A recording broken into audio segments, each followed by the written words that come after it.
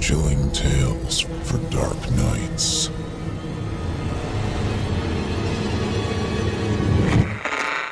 Want to make sure you never miss a Chilling Tales for Dark Nights video again? Be sure to subscribe and hit that bell to turn on notifications. He seemed like the gentlest of creatures, almost like a cartoon mouse or an Asian Charlie Chaplin, complete with black bowler and cane. His gait was a little awkward, kind of a stutter step on the verge of severe drunkenness, with the cane saving him from the pavement at every curb or crosswalk. You would see this tiny fellow around town, clomping about, minding his own, always with a big smile, which always overshadowed his pencil-thin mustache. He was just one of those characters, the ones whose histories were created for them on the lips of bemused children or bored housewives. I had no issue with him, but my friends, they did. You know how kids are, especially kids in a group. They called us the Three Musketeers around town, as we were never seen alone. The group consisted of yours truly, Charlie, Ricky, and Dom, which was short for Dominic. Amongst the group, however, Dom was referred to as Dumb instead, which was funny because he was the smartest of the group. Kind of a nerd, really. I guess it's like calling a big fat motherfucker tiny or something like that. Dumb was also skinny as hell and had the reddest hair you could imagine. He always said he was Italian, but I don't know too many Italians with flaming red hair and freckles. The other kids would pick on him constantly, but Ricky and I always had his back. Ricky, on the other hand, he was dumb for real. He was held back in kindergarten and struggled ever since. But the girls loved him and always followed him around school. They always said he was a cutie, and sometimes we would catch him at school in the coat room making out with some starry-eyed little girl. He just had those good genetics. Jet black hair, tan skin, and a little muscle to him too. As far as good old Charlie goes, well, I was pretty much a nobody. No looks, no smarts, no talent, nothing. Dry as a popcorn fart, invisible as the plague. It was that one particular summer, the summer of '88, when everything started to change. Me and my buddies, we were all 12.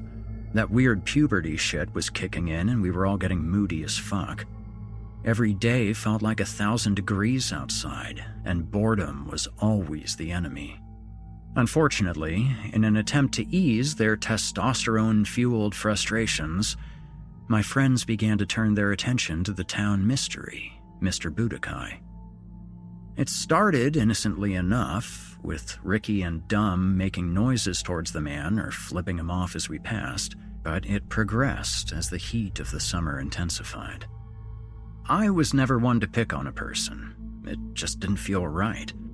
But, as they say, peer pressure is a bitch.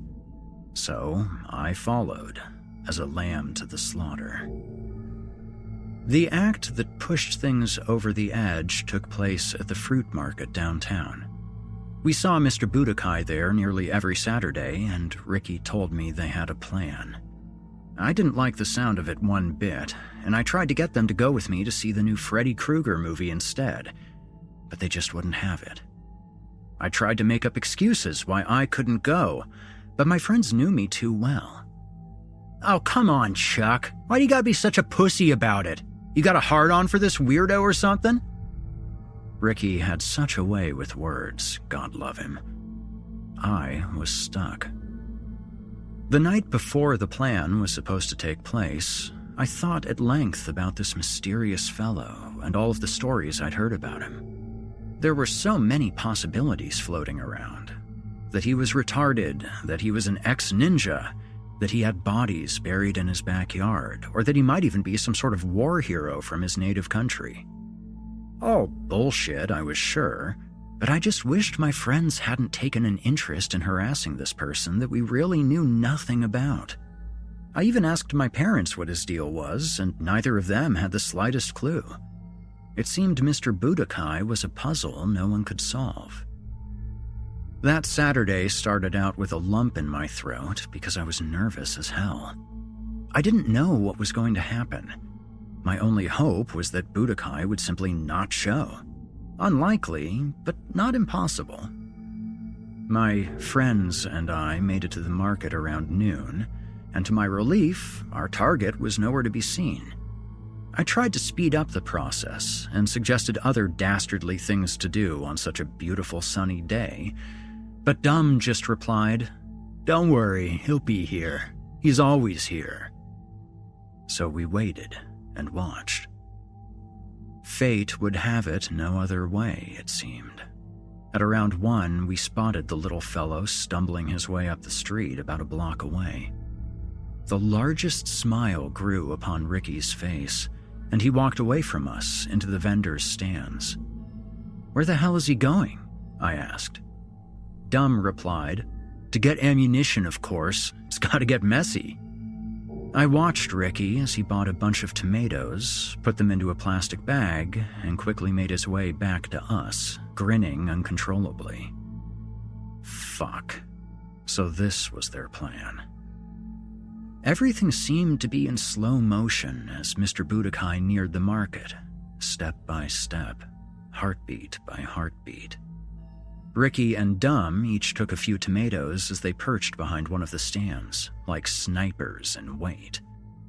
I stayed a few steps behind. I wanted no part of it. Even at that moment, I didn't think Ricky or Dumb had enough balls to go through with it. Just as that thought entered my head, Ricky yelled, "Hey Budokai, you weird little fuck! Check this out!" A tomato sailed through the air as Budokai froze in mid-step and spotted the little red orb coming for him. Sploosh.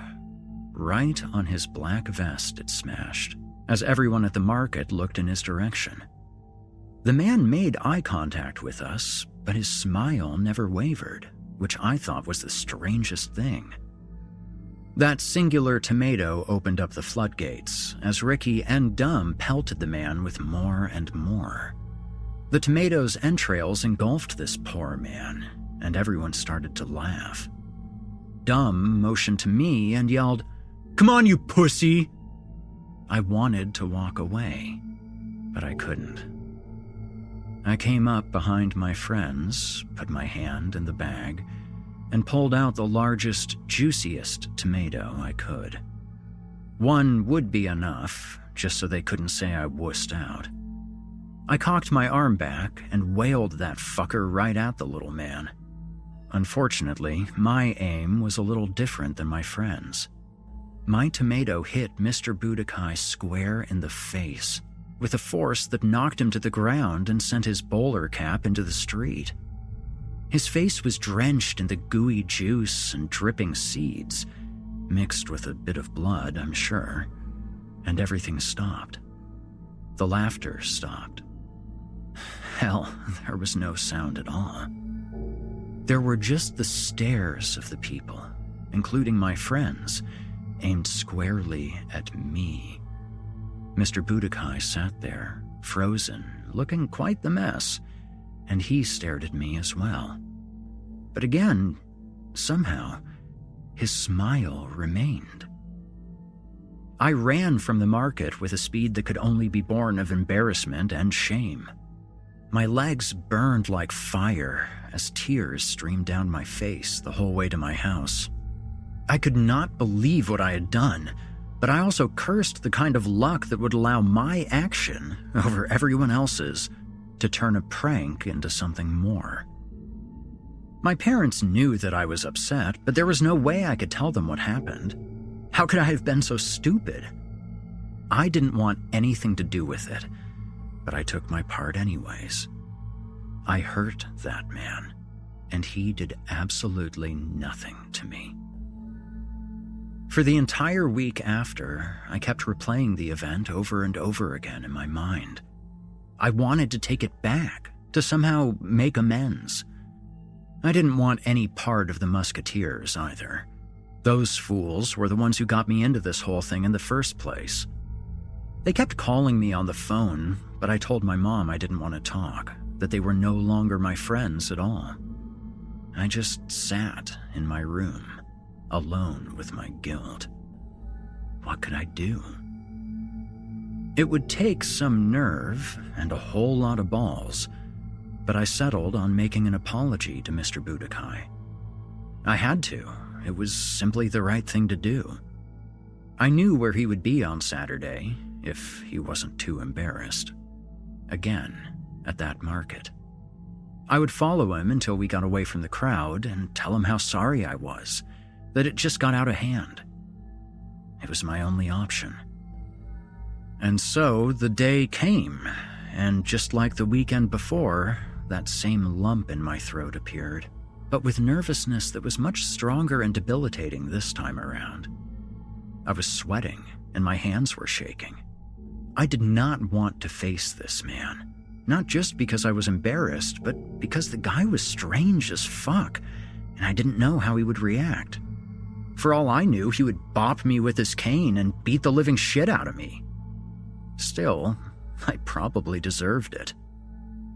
I made my way to the market, thinking of what I would say and how I would approach him, dreading the moment. Again, at first, Budokai wasn't there yet, so I set up shop, another sniper in wait. It seemed forever, and my heart beat faster and faster, with my nerves as raw as a rotting tooth. And eventually, there he was, waddling up the street. I felt like I was going to have a fucking heart attack. I stood by, out of sight, and watched him as he began to browse. He was so polite to everyone he came in contact with, and always with that damned grin. Another thing I did notice, however, was a small bandage on the bridge of his nose, remnants of my stupidity. After about a half hour, he finished up his shopping and made his way up the street with a few bags of groceries. I followed, about 10 yards behind. It was the moment of truth. As I continued behind this man, my curiosity began to get the best of me. All of these stories about Budokai began to enter my mind. Were any of them true? I could have approached him and apologized right away, but something told me to keep following. Where on earth does a man like this live? What of his family? Is it a nice house? I was going to find out. Mile followed mile, and just as I was getting ready to abort the mission, Budokai stopped at the gate of what was apparently his home. The house was meager, yet well-kept and clean-looking. A 2-story brick, more than enough for one person. The yard was perfect, flowers and shrubbery out front. Nothing stood out. Part of me was disappointed. What a usual surrounding for such an unusual man. And so, with my heart in my throat, I yelled, "Mr. Budokai!" He was startled and actually dropped his bags. I quickly went up to him, and he looked afraid for a moment until I spoke. "I'm Charlie, and I'm that idiot who hit you with that tomato last week. It was a stupid prank, and I just wanted to say that I'm sorry. I was going along with my friends, and things just got out of hand." I was relieved to get this off of my chest. I waited for what seemed a lifetime for some type of response as he just stared at me confusedly. But then it came. "Ah, Charlie! Apology accepted. Believe it or not, I was that age once too. I have to say, you cut me up pretty good on the nose here." He pointed at his bandage. His accent was nearly non-existent, but you could still tell he wasn't born in the States. "I'm sorry, sir. I guess my aim was a little off," I retorted. "Oh no, I'd say it was dead on." Budokai laughed, as did I. "Do me a favor, my son. Make an old man happy. Come inside and have some tea with me?" He seemed so genuine with his words. I smiled at the old man, picked up his bags, and followed him inside. there was a warmth about Mr. Budokai. It felt like I was talking with my grandfather. So there we sat, at Mr. Budokai's kitchen table, sipping tea and talking about everything and anything. He was one of the nicest men I had ever talked to. He had a sense of humor, too, which is rare for an older fellow. I was glad that things had gone so well. I have to say, you always seem so happy. You always have that smile on your face. Even when my friends and I were making fun of you, you still smiled at us. How do you keep your cool? I had to know his secret. Oh, Charlie, don't mistake the smile for happiness. I simply smile because I can't frown. You see, back in the war, all those years ago, I was shot in the neck and the bullet destroyed some nerves. The damage was quite severe. It entered at the neck and lodged into my face. Now, my smile cannot be wiped off. A tear fell down the man's cheek as he said this. My eyes redirected to his neck as I did spot the remnants of a scar. Apparently, he had seen battle, like some of the stories I had heard about him. But don't fret. I did my duty, and I do have my share of medals and trophies. Budokai's eyes gleamed as he spoke of his victories. I must show you, Charlie. Come see what I've done. I have it all set up. Budokai had already started for the stairs, and I must admit, I was intrigued. I followed my new friend up the stairs, but as I began to climb, I noticed a peculiar scent, almost like a piece of rotten food that was forgotten about. Mr. Budokai climbed the stairs excitedly, almost to the point of perfect health. The cane no longer seemed necessary. At the top of the stairs, he showed me into his bedroom. Everything was neat and tidy, unlike the conditions your regular bachelor would keep. He pointed towards the wall, and I didn't understand what he was trying to show me. It was just a stark, white wall. What was this? A joke? Mr. Budokai slid his fingers around the left side of the wall, and I heard a barely audible click. As he was doing this, I noticed the scent of rot growing, almost burning my nostrils. I was becoming more than uneasy. Something was wrong. He slid the facade of the wall aside, and I could not believe what I saw. Lined up in 2 rows on shelves resided 6 shrunken, mummified heads. The hideous smell rocked me backwards as my eyes attempted to take in the grisly sight of these skulls. The writhing looks of pain, the differing states of decay, the stringy white hairs that reminded me of the silk of a corncob. I believe I was screaming, but I don't know for sure, as it was also very surreal. As I attempted to get my bearings, I noticed the shelving underneath the heads, 6 matching pairs of shriveled, twisted hands. See, Charlie? My trophies! These men were great, but I was greater. And look, I have some recent additions. Mr. Budokai gestured towards the corner of this hidden room, where I saw my friends. There, in the dim light, I could make out the faces of Ricky and Dumb, both in their own container of pale green liquid, streaked red from whatever blood was still present. Their features were distorted, their mouths frozen in their screams, but it was definitely them. It was at that very moment that my bowels let loose, and I messed my pants. I looked at Mr. Budokai, whose smile had transformed into something a bit more ghastly and devious. Charlie, it seems you have dirtied yourself. Budokai chuckled as he raised his cane and brought it down onto my head with a great deal of force. I fell to the floor in disbelief of the situation. I knew I was bleeding badly, I could feel the warmth drip from my scalp. This man had me fooled. He was not the prey at all, but simply a predator waiting for an opportunity. I was dizzy, but still conscious, so with all the strength I had for a boy of 12, I rushed the old man, knocking him down in the process. I ran/fell down the stairs and busted out of his door into the street. My legs were on fire again, with the tears streaming down my face. I sprinted home, covered in my own filth, with the visual of my friends' decapitated heads floating through my mind. When everything was said and done, and the truth about the man came to light, the police found Mr. Budokai waiting patiently at the bus stop, with his everlasting grin still stretched across his face. As they approached him, he asked only about his newfound friend.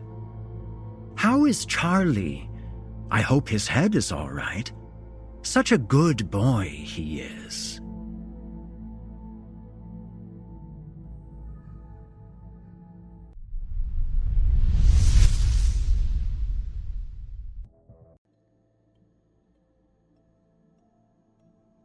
Once upon a time, there was a big bad wolf. Mom! Heather cried out loudly, cutting her twin sister off. She's doing it again! The girl's mother, Tracy, appeared at the door, flicking on the light and mock glaring at the two beds across the room. Heather was pointing emphatically at the other bed, where Linda had pulled the covers over herself. "What's going on now?" Tracy asked. Linda's scaring me! Heather pouted and continued to point at the giggling lump of blankets and sheets that was Linda. The 10-year-olds watched as their mother came fully into the room, pretending to scowl as she grabbed at the blanket-covered pile on Linda's bed. Clearly, she was not taking Heather's concerns seriously, a thought confirmed by Tracy reaching under the blankets and giving Linda numerous tickles. Heather huffed and crossed her arms over her chest defiantly as her twin squealed in delight. Her eyebrows were furrowed harshly as her mother turned to her with a smile. "You know she's just teasing you, sweetie," Tracy said, moving over to Heather's side of the room. Some of the anger seeped out of the glowering twin as her mother sat next to her and tucked loose wisps of hair behind Heather's ears. She's been teasing me all of my life! The girl continued, trying to stay angry. It was hard when her mother's sweet voice and soft touch were so calming. "Well, that's only been 10 years, Heather," Tracy teased. And we got at least another 10 more. Quipped Linda from her bed. Heather glared at her sister, then huffed again and laid herself back down. Tracy tucked the blankets up around Heather's shoulders and chin, then kissed her forehead.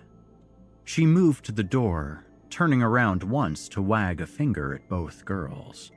"I don't want to have to come in here again, okay? Let's have a quiet night tonight. Got it, ladies?" Both girls nodded in unison, and Tracy turned off the light and closed the door. But once it was closed, Linda sat straight up in her bed and laughed, looking at Heather. You're such a chicken! You make me a chicken! Heather insisted, sitting up as well. They're just stories. They can't hurt you. That's not the point. Linda laughed and fell back on her bed, smiling up at the ceiling. You make it too easy, sis. Growling, Heather rolled over and put her back to her twin. She wanted to sleep. She needed to sleep. Linda was always making her life so difficult. Why couldn't she just let Heather sleep? For a few moments, there was quiet and blissful silence. But as soon as Heather noticed the serenity, it was shattered by a shrieking and howling sound. Heather sat up, panting and breathless, only to see Linda sitting like a dog in the middle of her little bed, head tilted back. Stop it! No! I heard something howling outside. The moon is full. I'm gonna howl too. Outside, beyond the house, the pack of sled dogs their father kept in a large barn began to howl. They made a terrible racket, the various canine voices so out of tune with each other. Some were fluffy Canadian Eskimo dogs, while others were Chinook breeds. None of them bore the melodic sound of a wild wolf, and neither did Linda. It was a cacophony of noise that forced Heather to put her hands over her ears in an attempt to block it out. Shut up and go to bed! Heather insisted loudly, but Linda wasn't listening. Her sister continued to bay at the imaginary moon above her, lips puckered to extend her pretend dog-like muzzle. Mom! Heather screamed. Linda won't let me go to sleep! Now it was Tracy's turn to huff as she entered the room, this time leaving the light off. Heather watched her mother as she moved to Linda's bed, whispering to her firstborn. Linda seemed to calm and settle as Tracy tucked her in and kissed her. Then she went to Heather's bedside again, easing Heather into laying down. Listen, Tracy said, her voice almost a coo. Linda is your sister. She will always be your sister. But will she always be Linda? Heather snarled. Tracy put a finger to her lips, silencing the girl's angry words and continuing to speak. The two of you are like the moon and the sun. Just like them. One dark, one light. I'm the moon, right, Mom? Tracy shook her head, smiling and making Heather feel very confused. No, Heather. Linda is the moon, and you are the sun. But she's the bright one. Heather tried to insist. Tracy pulled the blankets up to her daughter's chin once more, tucking them firmly around her shoulders, as if that would keep her still for the rest of the night. The moon is all whimsy and dreamy. That is Linda. Dreamy and funny and silly and lighting up the darkness with her laughter. You, my dear, are the sun. Heather didn't understand that, but said nothing. Her silence meant to encourage her mother to stay more. The sound of her mother's voice was soothing, even over her childish fears and indignant anger. The sun is warm. The sun is strong. The sun decides the seasons for the whole planet. It's the sun that decides when it'll be spring and when it'll be winter. Only the sun can tell the flowers when to bloom, or the squirrels when to store their nuts in the trees and hollows. Heather nodded, trying to understand. That's why you are the sun, my dear. Tracy said, smoothing her hand around her daughter's dark hair. You are the strong one. You are wise. You are serious and determined. And you are powerful. So powerful. The little girl glanced over at her sister. Linda was either asleep, or she was getting really good at pretending. Then Heather looked up into her mother's loving gaze, her own expression softening. I'm the sun? She whispered, and Tracy nodded. And you give the moon purpose. You decide when it's daytime. And I decide when it's nighttime, so the moon can shine. You got it. Heather's mother said with a smile, booping the tip of her daughter's nose with her finger. Leaning over Heather, Tracy let her lips rest on the girl's forehead for a moment before smiling into her eyes. So let the moon be the moon, and you be the sun. Let the moon shine and do its dance through the clouds. In the daytime, you'll be the strong and powerful one, the wise one that makes all the big choices. The moon follows what you do and what you say. Let her have the night to herself. Some of what Tracy said didn't make sense to Heather. She was only 10 after all, but she was okay with the words her wise mother spoke. Maybe, she thought, her mother had been the sun too when she was a little girl. I love you, Mom. Heather whispered, feeling the weariness of being a twin weighing her down. It caused her limbs to feel heavy and yet light at the same time. When Tracy leaned down to give her another kiss, Heather's eyes closed instinctively.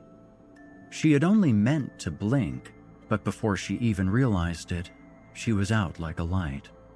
She never even saw her mother tiptoe out of the room and close the bedroom door. The next time Heather opened her eyes, it was because a sound had startled her awake. She lay very still, blankets still tucked firmly around her. They were so tight that it almost felt like she was being restrained. Her eyes flitted around the room quickly, and she turned her head to free one ear from her pillow in order to hear better. She could see Linda was loose and akimbo in amongst the toss of her blankets, but definitely not awake. She was even snoring softly, a sound Heather had known all her life. A real snore, not a fake one. Heather was the only one of the pair awake. There was that sound again. It was a scratching sound, like a bending tree branch brushing the siding of the single-story house. Only Heather knew there hadn't been a wind all day or night, not so far. The sound was close, and against the room's exterior wall, the wall that bore the room's only window.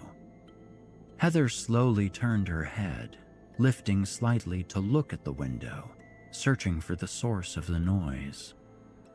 It was a big picture window covered with lacy sheers of white and pink and lit up from the outside by the lights in the yard.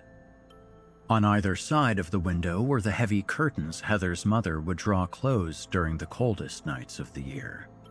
However, this was spring, which meant that the drapes were tied to the sides of the windowsill. They were strips of dark purple cloth that went almost from floor to ceiling. On nights like this, the two curtains made the little girl think of two tall ladies standing next to the window, watching over her and her sister. She preferred to think of that, rather than the terrible stories her sister would come up with about shadows, and she heard the sound again. This time, it was definitely at the window.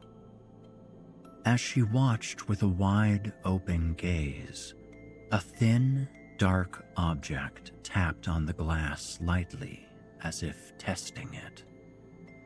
Then the object drew away, and everything was still. But soon enough, there was more noise as the window began to slide open. Several curled, dark, claw-like objects forced the window upwards, pushing on it until it stuck and stayed open. Heather couldn't breathe, couldn't think. She couldn't even call out for her mother, something she had always been able to do at the slightest annoyance from Linda. She could only stare as something huge and black and hairy moved through the open window to stand between the dark curtains. It, too, was as tall as the ceiling. It cast a shadow from the outdoor lights that seemed to spread and fill the entirety of the bedroom. The little girl stared so hard that she felt her eyeballs might pop right out of their sockets. She couldn't do anything else but take in the image before her. Her body was frozen, her limbs beyond heavy or sleepy. It was as if she had no limbs at all, as if she were just a head and a set of terrified eyes. As Heather watched, more and more details of the room's new occupant came into view. The darkness of its shadow was immense, but the outlines of its tall body were becoming more transparent. It was wolf-like, but it stood on two legs. Instead of ears, it had slitted, wrinkle-lined holes on the side of its head. However, its jaws and muzzle were long and dog-like. She gasped as its canines and incisors extended into gruesome fangs. Heather could see its pale pink gums. It looked as if it had no lips to cover its teeth, as if it were always snarling. The creature's body was slightly hunched, as if it were too tall for the room.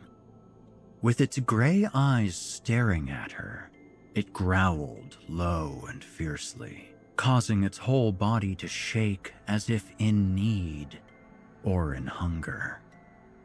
Heather could see wicked drips of drool hanging from between its sharp teeth. She watched in horror and disgust as it flicked at these with an incredibly long and flexible tongue, scooping up its own saliva before it could drop and hit the carpeted floor. The creature's body was mostly consumed patches of dark hair, some black, some silver. Other patches of skin were bare, as if the monster was suffering from some mange or fur-killing illness.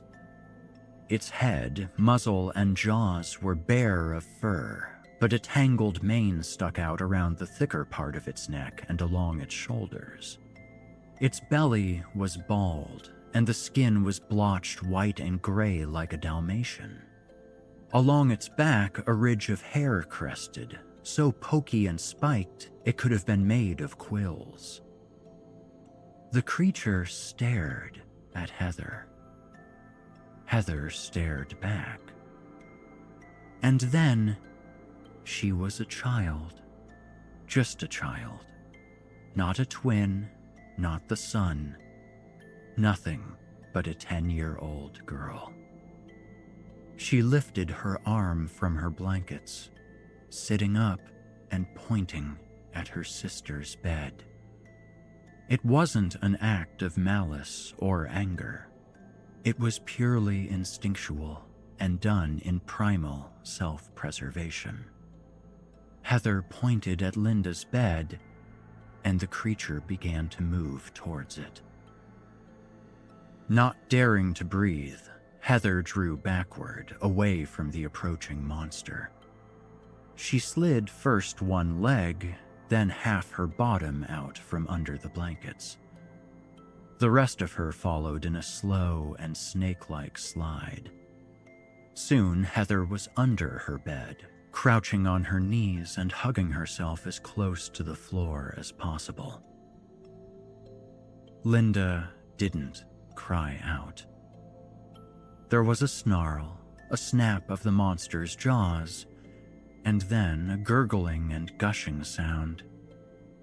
Dark liquid began to soak into the sheets of Linda's bed, where they were hung loosely off the side of the mattress. Heather couldn't do anything but stare, lost in the insanity of the moment that was happening before her eyes. The sounds she heard, of teeth gnashing against muscle and sinew and crunching over bone, slowly drove her mad. After several long minutes, the creature moved. Heather's eyes followed its progress as it made its way on all fours to the open window. One of its hands, or paws, reached up and tore at the lace shears that were barely in its way, a gesture of pure, unnecessary destruction. It turned its head to look directly at Heather, obviously aware of her presence beneath her tall bed. Heather felt her innards clench, then go soft, as she realized the monster held an arm in its teeth. Her sister's arm. The remaining twin clapped her hands tightly over her mouth as she tried not to scream. This made the creature seem to nod its colossal head. Then, it turned and slipped out the window, without a care to what devastation it had left in its wake. Hours later, Tracy flung the door open, screaming at the sight that met her hopeful gaze. Linda's bed was evidence that she had been right, that when her husband went to see why the dogs weren't barking and noticed the girl's bedroom window open, that something was wrong. Tracy threw herself pointlessly onto the blankets, tearing through them as if searching for something or someone. Roy came in then, a big bulk of a man. He towered over his despairing wife, shocked himself by the amount of blood and gore that Tracy was now covered with so quickly. Then he moved and looked around the room. Heather's bed was empty. "Heather?" he shouted, staring at the window. But there was no response, no reply. Then he looked at the side of the untouched bed of his second daughter. A puddle of liquid had pooled there on the floor, staining the carpet a darker color, but it wasn't blood. It had leaked from under the bed. Roy picked up the bed quickly and tossed it to the nearest wall, exposing his lone daughter curled up over herself on the floor. Tracy turned and scooped the girl up and into her arms, cradling her. She searched all over her petite body for wounds or injuries, looking for any clue of what had happened to Linda. Heather's hands were still clasped over her mouth, and it took all of Tracy's strength to pry them off. "Calvin!" Roy called out to the officer in some other part of the house. "Calvin, come here, now!" Then the big man knelt over his wife and child, cradling them both in his heavy arms. Heather! Tracy sobbed over and over again. Heather! Heather! "What happened, baby girl?" Roy asked, tears pouring down his cheeks. Officer Ernest Calvin entered the room, one hand on his holster, the other squeezing the talk button on the radio hooked to his coat collar. He studied the scene around him carefully, saying nothing. "Heather?" Roy asked, looking into Heather's sightless, wide eyes. "Heather, what happened? Where is your sister?" Heather's lips moved, puckering up tightly until wrinkles surrounded her lips. Her cheeks sucked in. Barely any sound came from those lips, but there was something. She was definitely trying to say something.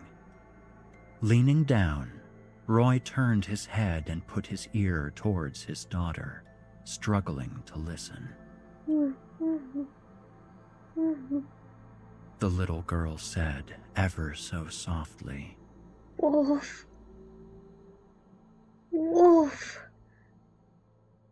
Wolf.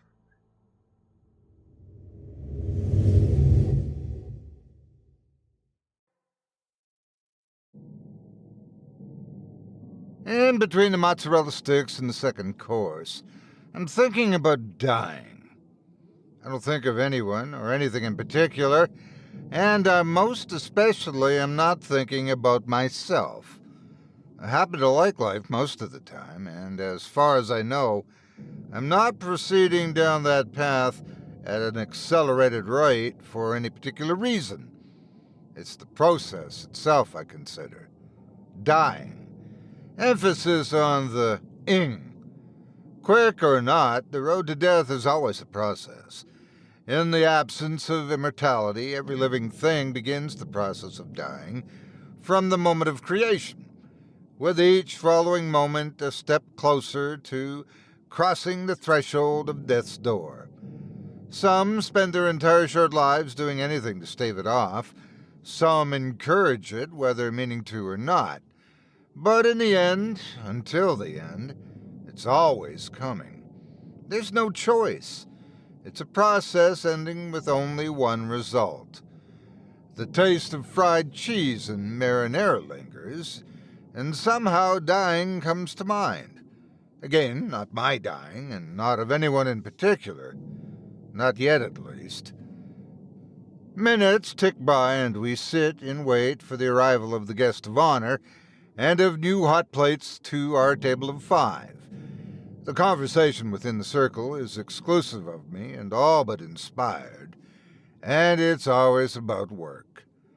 Living and dying in a macabre balancing act, where one task takes a fair amount of time to achieve, and the other none at all. Despite that, they both come to a simultaneous end. Who thinks about that? At dinner time, no less. I suppose I do.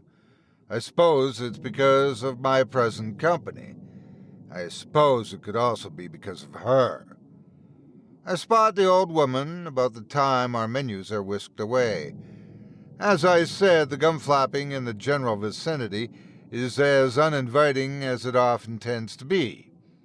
With my reading material gone, and with nothing in arm's reach to keep my eyes entertained, my attention is forcibly diverted, and there she is. Mid to late 70s, I'd say. Probably her name is something like Agnes or Edith. Helen, maybe. Or Alice. Well-dressed, but nothing at all fancy.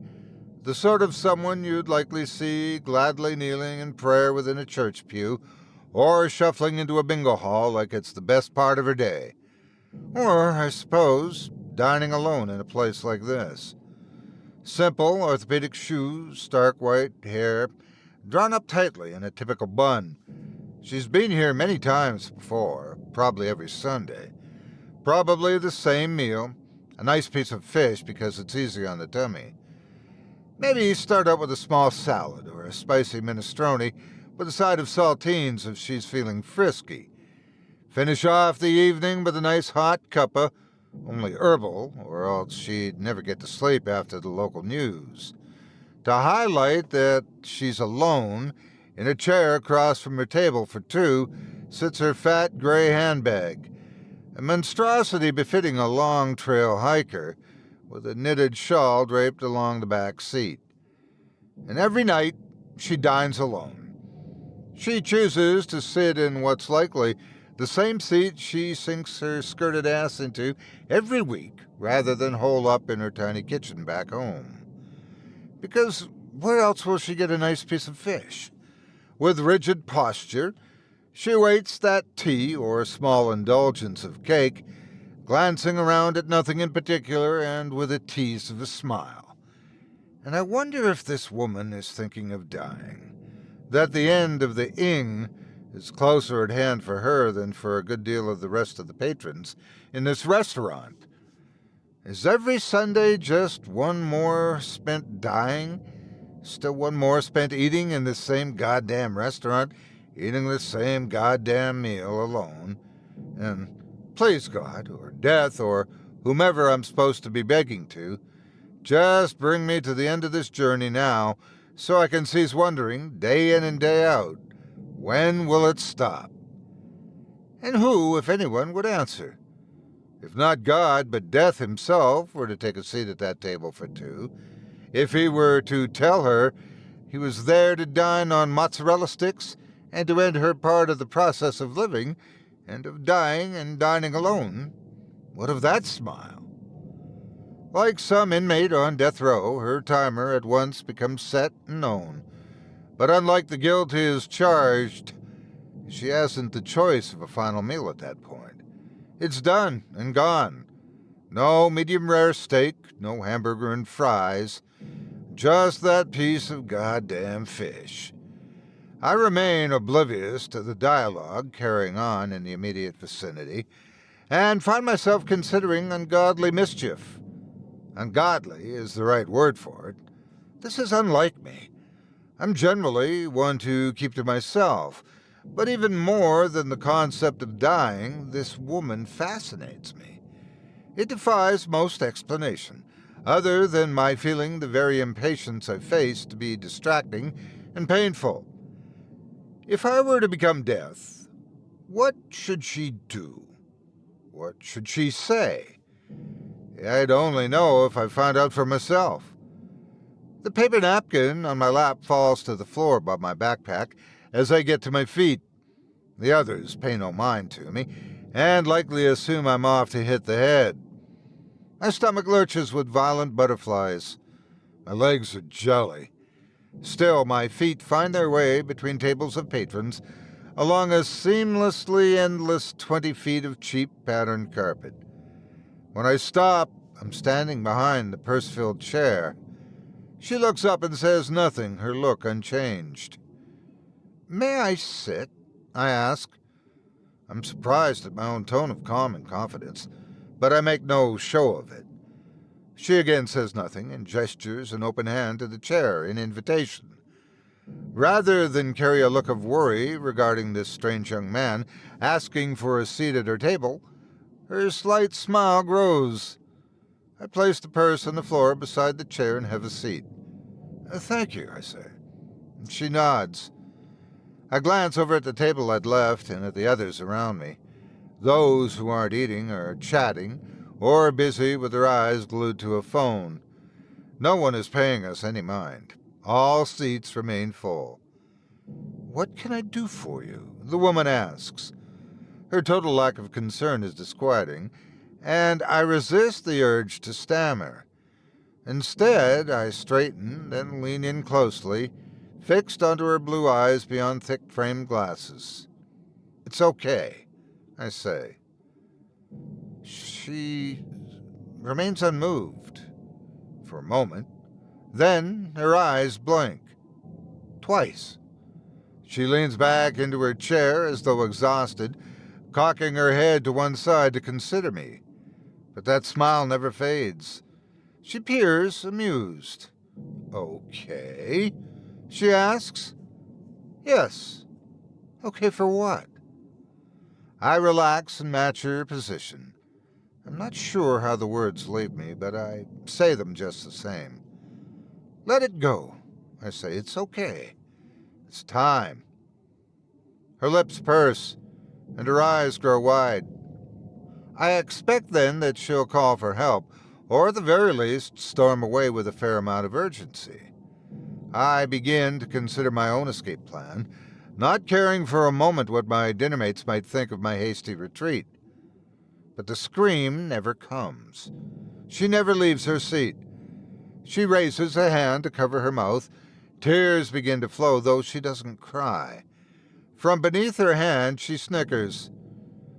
My performance of appearing dumbfounded is second-rate at best.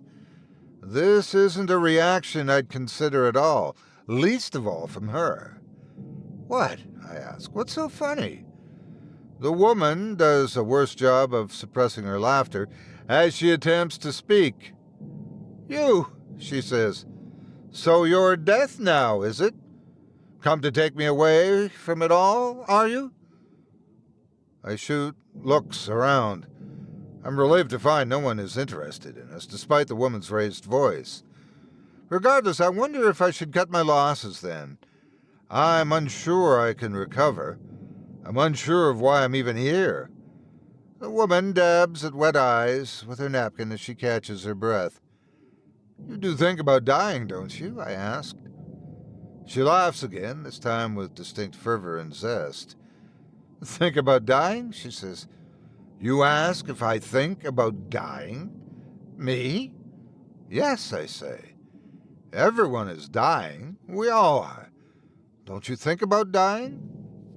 Though the words spill out, I'm unsure why I bother to continue the charade. She removes her glasses and wipes again at her eyes, letting her laughter dissipate. When she speaks next, she's no longer amused. First of all, thank you so much for that bit of humor, she says.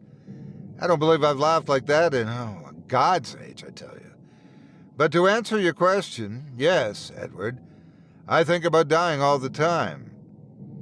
The butterflies I'd felt before are now the size of birds. Though the pull to stand and run is fierce, my body cannot seem to comply. I'm induced of a high that is neither of euphoria nor calming, but of pure perplexity. How do you know my name? I managed to ask. I think you know why. It's what led you over here, after all. What led me was impatience and boredom. What led me was this woman who intrigued me in a most unusual way. What led me was the thought of dying and all things living, progressing to an eventual end. That's right, she says, as though in answer to my thoughts. She turns to look at the table from which I come, and my eyes follow. All 5 seats are occupied. All 5, including my own. Seated in it, with head rested upon folded arms, on the table, is a mid-20s man with an unkempt head of hair an even more unkempt beard who appears to have succumbed to the premature pull of sleep. Only this is not sleep. This is not some man. It's me. Somehow I'm looking at me, and yet I don't feel quite so surprised. The old woman's tone shifts to sincere pity. "I'm sorry, son, but it looks like they haven't quite noticed yet," she says. The me, seated at the other table, still remains with closed eyes, mouth agape, and face glistening with a fine layer of sweat.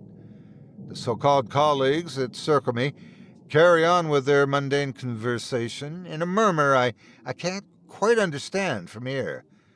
They remain either oblivious to my situation or selectively ignorant and apathetic. I again find myself unsurprised. I don't expect you to understand," says the woman, as I slump back into my chair and face her. "It's a lot to take in, I know." "How'd it happen?" I ask, slumping back into my chair and facing her. Her eyes study me as she, at first, seems unsure of how to answer. "Can't be a heart attack, I think. I'm not in that bad a shape. I must have choked. Death by fried cheese, and in this godforsaken dive, with its loud red-gray patterned carpeting and smoke-stained fleur-de-lis wallpaper that's seen decades of greasy chicken fumes in smoking section diners.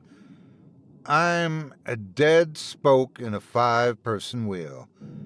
At least the tale of my passing in their midst will give them conversational material worthy of paying attention to. A pity I won't be around to partake." "How did it happen?" the woman repeats of me. "You walked over here and you sat down." I looked at her, quite unconvinced and unsure. "I got up?" Can't say it happens very often, but it's what you did. You just got up." She makes a lifting motion with her hands as she says this, as though conjuring something from the table. "And here you are. I know you say I shouldn't understand, but this makes no sense. You mean that just because I got up and came over here, now I'm dead?" "I'm afraid that's how it works. Not quite sure why there's one of the likes of you every once in a great while. One who thinks, 'Hey, look at her,' or 'look at him.' Think I'll go have me a chat because she looks interesting. Or in your case, that I look like someone to fuss about with. But I saw you. I can see you. Can't others see you? Come to talk to you?" She shakes her head. "Like I said, it happens once in a great while. Great while. Not quite sure how it happens. I tried changing my appearance to be much less attractive than I'd been in the past, but it seems this," she spreads her arms as though to present herself, "was too tempting a target for the likes of you, Edward." "Well, if no one can see you, why look like a normal person at all? I mean, you're Death, after all, right? Death's supposed to look scary-looking, in a dark cloak or something." After that, she laughs. "Oh, and I assume I have a scythe as well. And how would you have reacted if I'd been sitting over here looking like that? No doubt you'd tell your friends, and they'd just as well think you have committed, and rightly so. Besides, what kind of thing would that be to those who see me only once they've passed? Why, they'd be scared to death if they weren't dead already. Much better to greet them as a beautiful woman, or a handsome young man, a kindly old lady." She pulls her purse up onto the table and removes a compact from it. She applies a dark pink rouge to her cheeks as she examines herself in its tiny mirror. "I know you're confused, Edward. Lord knows I am as well. I don't quite know what to make of people like you, and, well, neither does he, if you can believe that." "So that's it, then? So now I'm just dead?" She makes a finishing dab at her nose and stashes the compact back away. "Well, that's up to you, Edward," she says. "Up to me? How can me, going from dead to not dead, be up to me? What's done is done, right? You see, Edward, I'm not quite ready for you yet, she says. Actually, it's more that I'm not ready to be done with you yet. Done with me? What the hell's that supposed to mean? She cocks her head to one side and looks at me, as though she's about to explain the cruel realities of the world to an oblivious grandchild. Edward, have you ever done something so good that you simply wished it would never end? A delicious piece of candy as a child. A girl, perhaps. A nice piece of fish, as you put it. I'm quick to comprehend her analogy and cringe at the thought. You're using me, I said. You've been using me. Using. More like savoring. You need do nothing more than just be who you are. Savoring? You make it sound like I'm a piece of meat, like I'm food. Well, that's precisely what you are to me, Edward, she says. I don't eat, per se.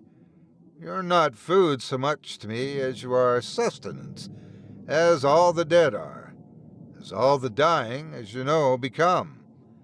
Just 10 minutes ago you thought of dying and how every living thing undergoes the process from the moment of creation. Right you are. Right you are. The woman's eyes dart about as though to ensure prying ears won't spy upon what juicy secrets she's about to spill. At birth comes the first bite, you see, just a tiny one. Just enough for a taste. I suppose you could say it's quite like the first stage of digestion, actually. I must say, at times, it's a bit too good to take from the start. And then it's all over with, right quick. Just can't help myself, I'm afraid. And then there are the usual ones, the ones that will do just fine as they are. In due time, they're finished off as well. But there are some I just want to hold on to a bit longer. Their flavor, it's too good. Worth savoring, you see. She sits back in her chair with a pleased look. She continues, and that's you. Your dying is delicious, Edward. To that, I'm unsure of whether to feel offended or relieved. I'm no doubt disgusted. Then why are you here? I ask, with a sure attitude of frustration and disbelief. If I'm not ready, if you're not ready for me, then why am I here? Why are you talking to me now? She pouts with disappointment. Isn't it obvious? I'm not here for you, Edward. Who then, I ask. Her lips pout further. Her frown grows comically long. I'm not sure why I asked. I turn to my table again, where my slumped body remains still. Those at the table have their attention elsewhere, to the pair just entering the restaurant. One way or another, Edward, my dinner is about to be served. If you want to go, you'd best be going now. Otherwise, I've got quite the feast ahead of me, don't I? I'm on my feet before she finishes her words. As I approach my chair and prepare to sit, I glance back. The old woman I'd earlier sought to cause trouble upon sat just as she had the first time I'd noticed her, the tease of a smile still brandishing her wrinkled, powdered face. I feel an elbow jab into my ribs. I sit bolt upright, a line of spittle trailing from my chin. Have a good nap, Sleeping Beauty? Whispers Mark from my right. Tick-tock. Target's arrived. You're on, Eddie. As though I'd just woken up, it takes me a moment to get my bearings. I wipe my face from the edge of the tablecloth and look around the table. Conversation has ceased. All eyes are upon me. My eyes are on them, on the families at the other tables, on her. I'm unsettled. This is not me. Just like last time, Felix says from across the table, sensing my change of disposition. Just like every other time, man. We'll be in the car. The group stands. They pull several 20s from their wallets and throw them onto the table. Before he leaves with the others, Mark puts a hand on my shoulder and leans in close. Collateral damage is part of the job. Do this and let's go home. It's for the good of the country. I nod as he exits with the others. I reach under the table into the backpack and reach in through the unzipped pocket. I toggle the switch. On unsteady feet, I rise and start for the door. The two agents who'd entered earlier are seated at the counter, reading menus. They'll be 10 feet from the blast. But it won't matter. This smoky decor, breaded cheese and fish fillets, it won't matter. Before the door shuts behind me, the old woman calls out, I know most consider people like you bad, foul, even disgusting and vile. Not me, Edward. Certainly not me.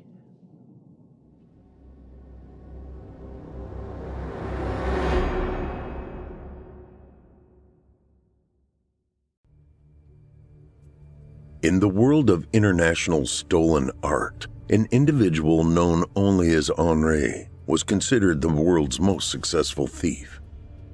However, friends, neighbors, and business associates knew him as Marcel LeBlanc, a polite, proper, and jovial man in his late 40s who owned a seemingly successful import and export company. This establishment and its location in the sovereign state of Monaco allowed him to mingle with many of the world's richest individuals. Little did they know, his affluence did not come from his import-export company. Proceeds from this particular endeavor barely paid the electric bill for his Mediterranean coastal estate. His real wealth came from the acquisition of rare paintings. Once these paintings were stolen from public galleries or the best museums, they disappeared into the private collection of the mega-rich or somewhere else. To evade detection of his clandestine vocation by authorities, he worked through a broker. This individual communicated the wants and wishes of clients who coveted certain paintings or articles of historic importance. The man knew Marcel LeBlanc only as Henri. Face-to-face meetings were forbidden. Communications were normally instigated by his broker with an ad in France's national newspaper Le Monde. LeBlanc read it every day at a seaside cafe with his morning coffee and croissant. An ad of interest to LeBlanc would feature a particular winery in the Bordeaux region. Whenever the ad included a rare vintage from Chateau Latour calling for patrons to secure a bottle while supplies lasted, he knew to call a specific number from an untraceable mobile phone. Once he identified himself with a series of numbers, the broker would come on and tell him the latest requests from the rich collectors. On a late May morning, LeBlanc saw the ad and made the call. The electronic voice prompted, "Enter your security code." After punching in his 8-digit number, he heard, "Bonjour, Monsieur Henri." "Good morning, Arthur. I saw the ad."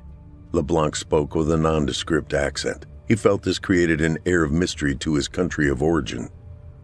"Excellent. Are you in a position to do a little international travel?" "It depends. Where?" "United States." "Possibly. Where exactly in the States?" "New Orleans, the French Quarter." "Ah, I have not had the pleasure of visiting there for a long time. I look forward to it." "Good, the money being offered is double your normal fee." LeBlanc unconsciously moistened his lips. "I am impressed, Arthur." "The item my client is interested in is hanging in a privately owned hotel on Toulouse Street." "Even better." "There is a bonus if the owner is unaware the painting is missing for a while." "Oh? Are you still interested? Of course. Give me the details. 1 week later. Good afternoon, sir. May I help you? LeBlanc smiled as he offered his Platinum American Express card. Yes, reservation for Black, Marcus Black. Certainly, sir.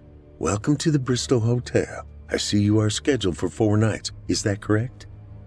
Yes, I might need to stay 6. Will that be a problem? Of course not. The attractive, professionally dressed woman offered him her best smile as she typed on her computer keyboard. Not a problem, Mr. Black. I have you staying until the 12th. How many key cards do you need? Just one. Just one? She asked with a gleam in her eye and a raised eyebrow. Alas, it is just me. Is this your first time in New Orleans? Yes, he lied. I'm a writer and here doing research for my next book. I see. If you need directions to any particular location, please don't hesitate to ask me. That's very kind of you. She handed back his American Express card and a small envelope containing his plastic key card. Can I assist you with anything else? LeBlanc glanced at her left hand and noticed the lack of a ring. At the moment, I can't think of anything. With a slight nod, she said, Have a nice stay with us. Please do not hesitate to ask me any questions. He started to turn but hesitated. One more thing. Yes, Mr. Black. I understand the hotel has a painting hanging somewhere by the artist Mary Cassatt. Yes, we're quite proud of it. Can you tell me where it is? I can do better. Meet me here in the lobby at 6, and I will personally show it to you. At exactly 6 p.m., the attractive female introduced herself as Ariana Gold, the concierge. LeBlanc said, It is very nice to meet you, Miss Gold.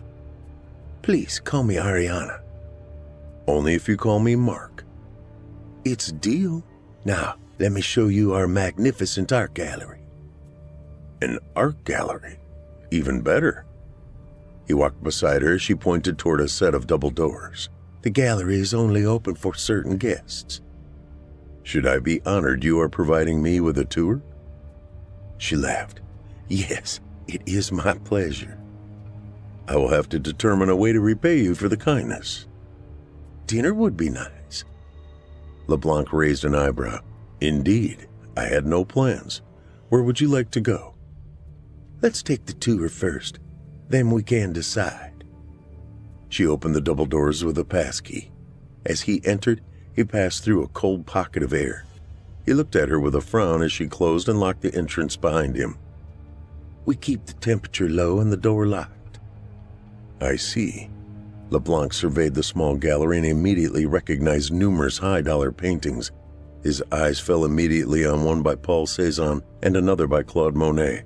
Impressive. Is the Cézanne an original? You know your art. All of our pieces are originals. Some are lithographs, but we also have original oils with verified provenances. LeBlanc turned to his guide. Amazing. I'm curious as to why they are in a hotel. Very simple, Mark. This is the personal collection of the hotel's owner. Ah. He paused for a moment. Let's see what he's collected. The scope of the gallery impressed LeBlanc, and he saw numerous paintings worth hundreds of thousands of dollars. When they neared the back of the gallery, he saw the painting he sought. It was an impressionistic piece by Mary Cassatt. He stopped for a few moments to admire it. Ariana stood next to him and said, Are you a fan of Ms. Cassatt? I'm familiar with most of her work, but I don't recognize this piece. That's because it's the portrait of a man who had an affair with Ms. Cassatt during the summer of 1875 while she studied in Paris. She painted his portrait just before he returned to the United States. Bending over to study the brushstrokes closer, LeBlanc asked, And who might her lover have been? That is confidential. Smiling, LeBlanc straightened and moved over to a painting next to the Cassatt. He stared at it for a very long time without saying a word. Ariana stood quietly behind him without interrupting his concentration. Finally, he turned to her. This is a fascinating piece. Who painted it? The artist is unknown, although it has been in our inventory for as long as the gallery has been open. I agree with you. One can feel the allure of the scene and get lost in its background. LeBlanc folded his arms. Is it for sale? No, none of these pieces are. The owner is very protective of them. Please tell the owner I am impressed with his collection. He should be proud of it. Ariana only smiled. Over the course of the next few days, LeBlanc occupied his time trying to discover the identity of the elusive hotel owner. He also made a habit of having dinner with the lovely Ms. Gold on a nightly basis. After spending numerous days attempting to find the elusive fellow, he came to the conclusion the man might be dead. During this time, LeBlanc began to determine how he could remove the Cassatt painting from the gallery without raising too much attention. On the 5th evening of his stay, an unexpected invitation from Ariana Gold solidified his plan. "Are you sure you have to leave the day after tomorrow, Mark?" "I'm a writer, Ariana. I can work from anywhere." "Is that a no? You don't have to leave just yet?" "That's exactly what it is, but I will need to extend my stay at the hotel." The woman smiled and sipped her wine. "You've treated me to dinner the last 4 nights. The least I could do is offer you a place to stay while you finish your research."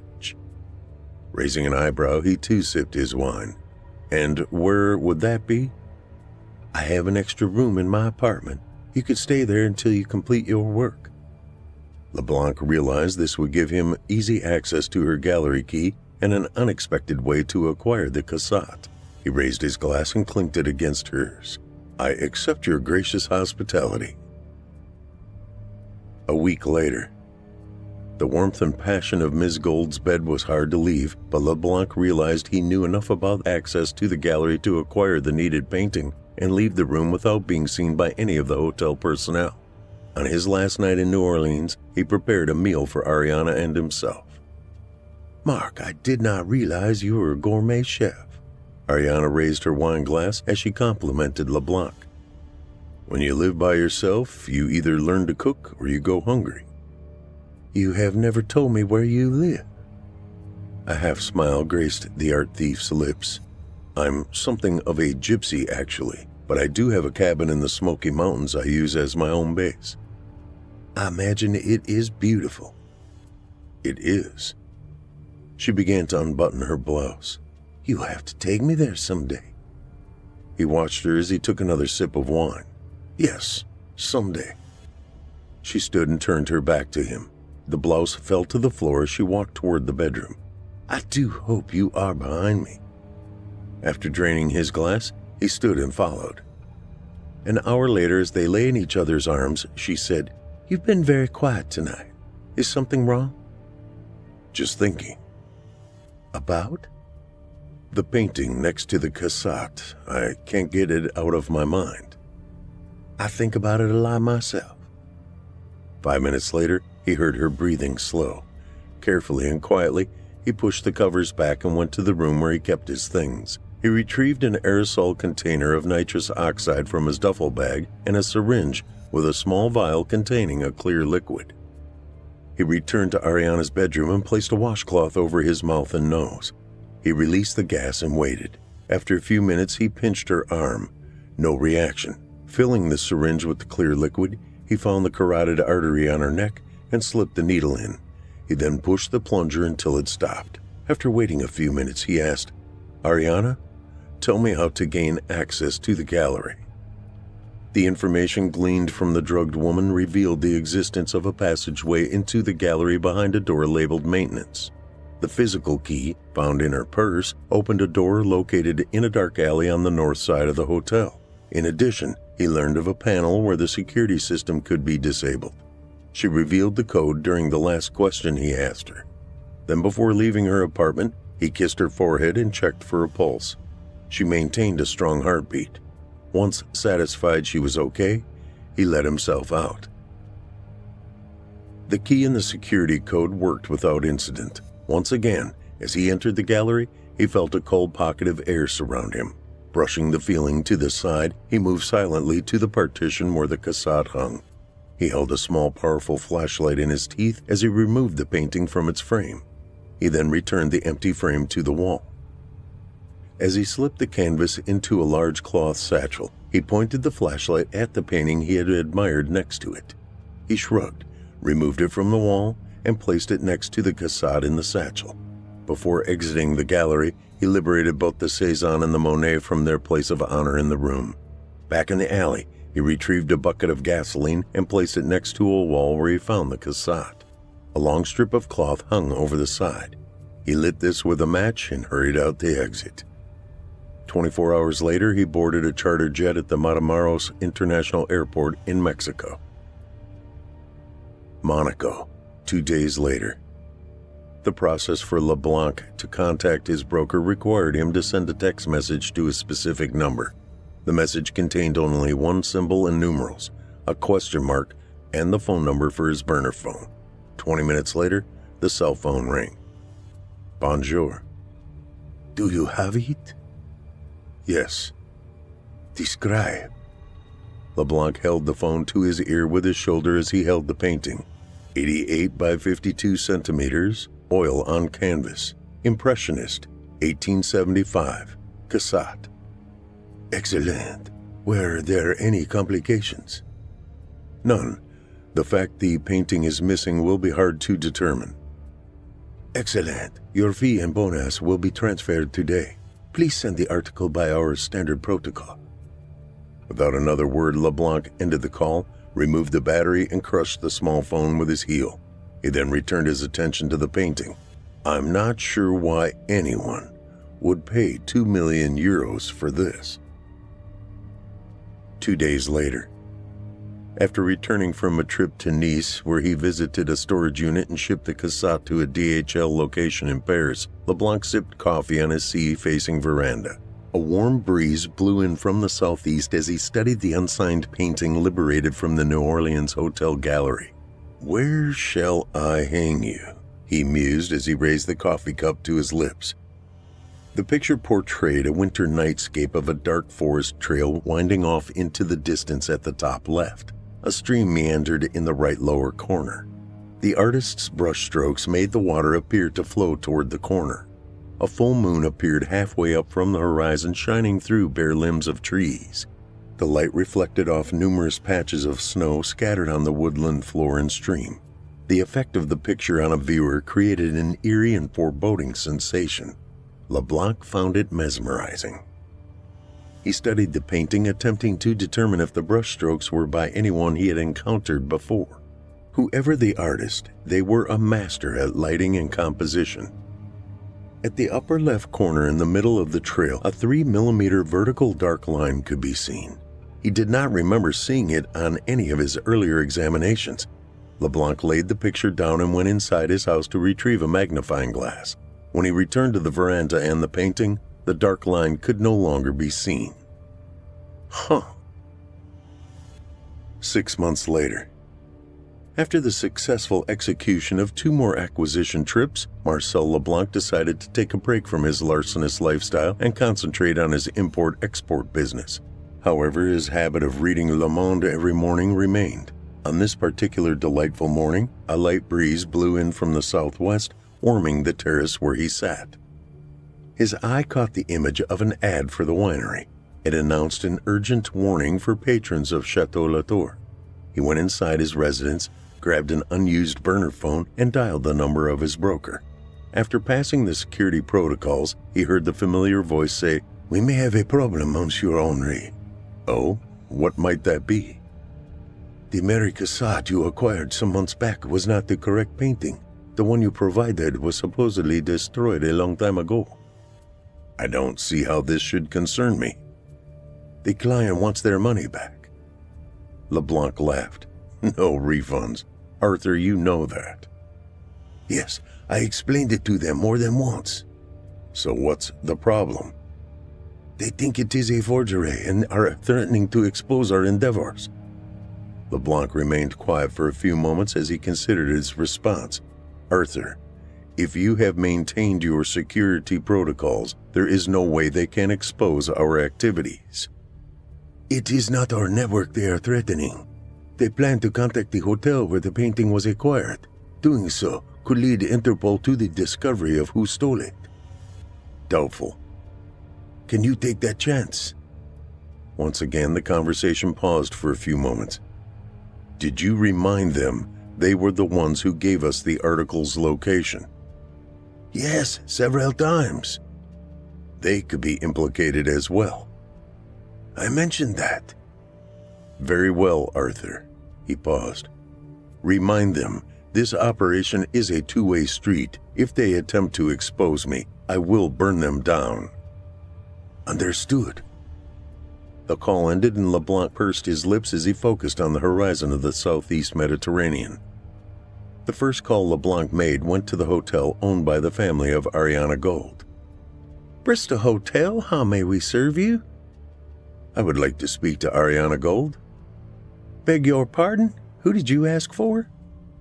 Ariana Gold? I'm sorry, sir. No one by that name works here. LeBlanc raised an eyebrow. She was the concierge when I stayed there 6 months ago. She was most helpful. Once again, I am sorry, sir. I have worked here for 10 years and there has never been anyone by that name. I see. Sorry, my mistake. LeBlanc ended the call without another word. He stood and returned to the interior of his residence to dismantle the burner phone. When he passed the painting, taken on a whim during his last night in New Orleans, his eye caught something different in the upper left-hand corner. The vertical line had returned, only this time it was twice the length of the original marking and further down the trail. He stopped and leaned closer to where the painting hung. With a frown, he immediately went to his office and returned to the painting, this time with a magnifying glass. As he examined the mark, he could see a small stick figure, 2 rudimentary arms and legs each. With a start, he backed away from the picture and straightened. What the hell? Regaining his composure, he leaned closer to the canvas. This time he could see a round appendage at the top of the vertical line. Grasping the picture, he removed it from the wall and hurried to his workshop where he kept instruments designed to closely examine paintings. Using a large magnifying tool with a bright light surrounding the lens, he placed the painting underneath it and switched on the light. The miniature stick figure was gone. LeBlanc sat in front of his laptop and used Google to search for an Ariana Gold in New Orleans. The results of his searches found 3 individuals by that name. One would celebrate her 79th birthday in 2 days. The next was an aspiring track star for a local high school, and the third individual with the name was found in an obituary from the late 1940s. His next search centered on a law firm in Dallas. The 10th largest legal organization in the city advertised the services of Arthur Gold. Using another of his collection of burner phones, he called the law firm. Thank you for calling the offices of Abrams, Ledger & Gold. How can I help you? May I speak to Arthur Gold? Mr. Gold is in court this morning. May I ask who's calling?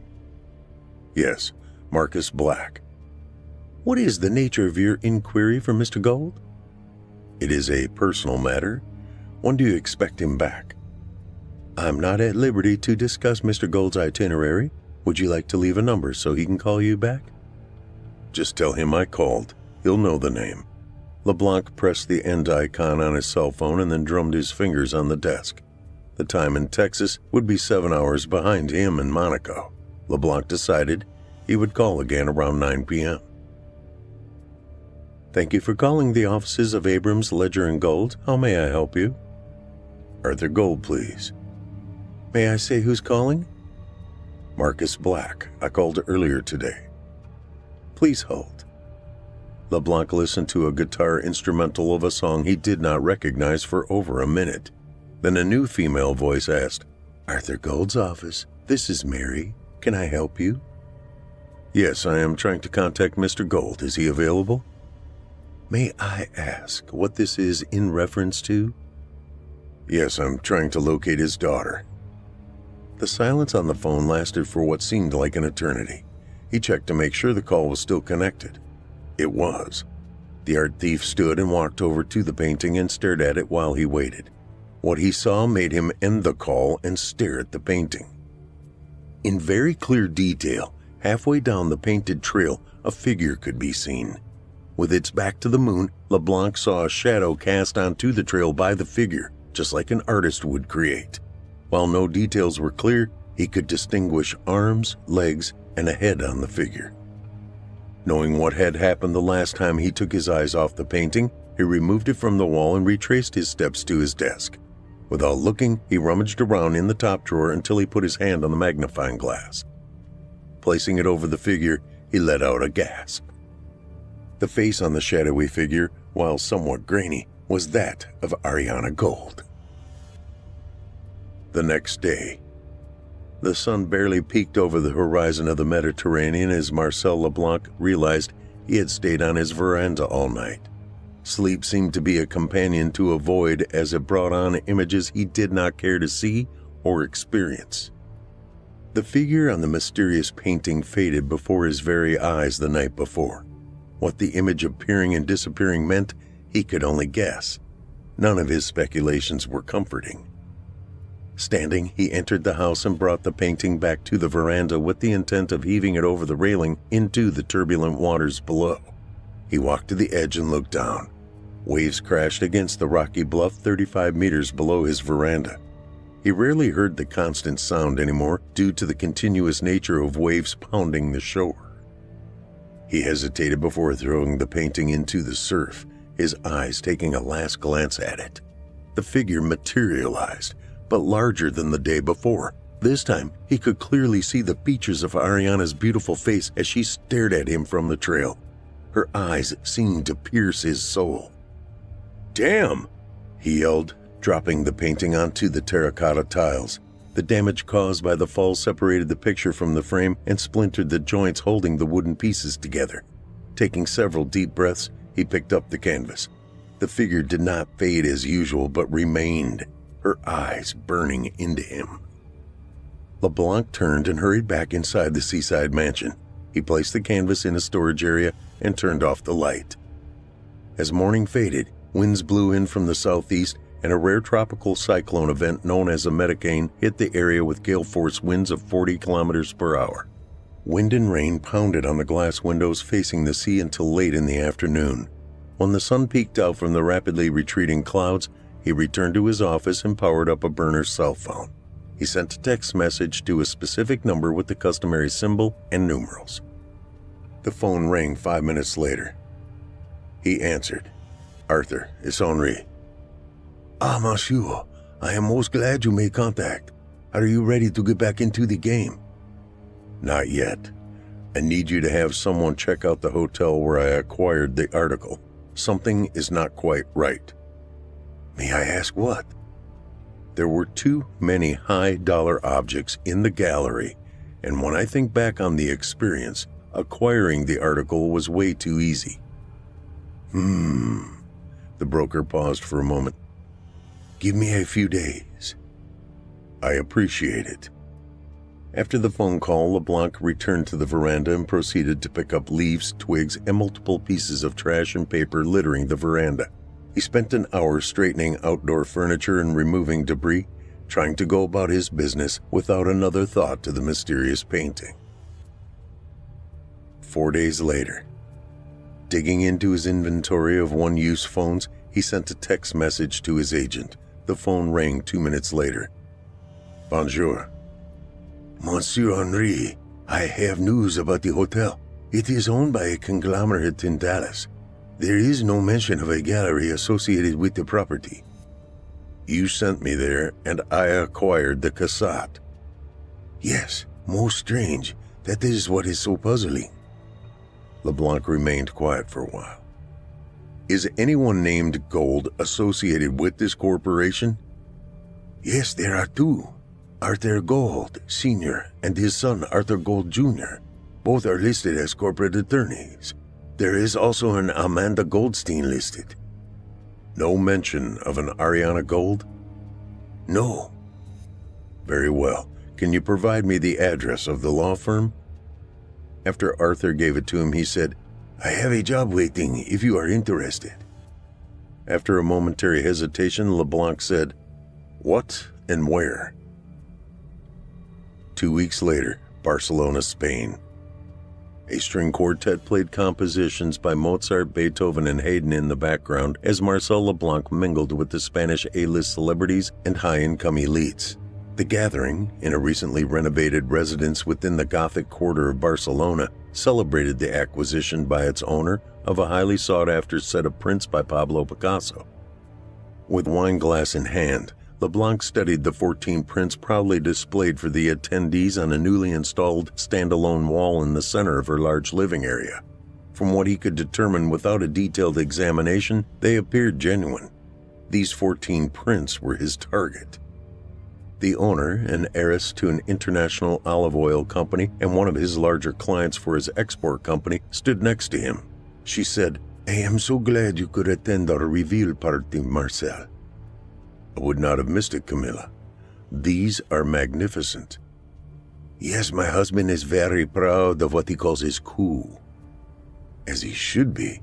LeBlanc turned to the woman, took a sip of wine, and froze. Standing 15 meters behind her, near a large picture window and chatting with 3 gentlemen, stood the identical twin of Ariana Gold. Camilla Flores followed LeBlanc's gaze and laughed. "She has that effect on many men, Marcel. Would you like for me to introduce you?" Taking another sip of his wine, he shook his head. "No, she looks familiar. Who is she?" "The woman who helped us secure these magnificent prints." "Her name?" "Amanda Goldstein. She's the curator of the Picasso Museum here in Barcelona." Obviously, I was mistaken about recognizing her. As he spoke, the woman turned her head in his direction and locked eyes with Marcel LeBlanc. Staring back at her, he raised his wine glass and smiled. She broke eye contact without acknowledging his gesture and returned to conversing with the 3 men.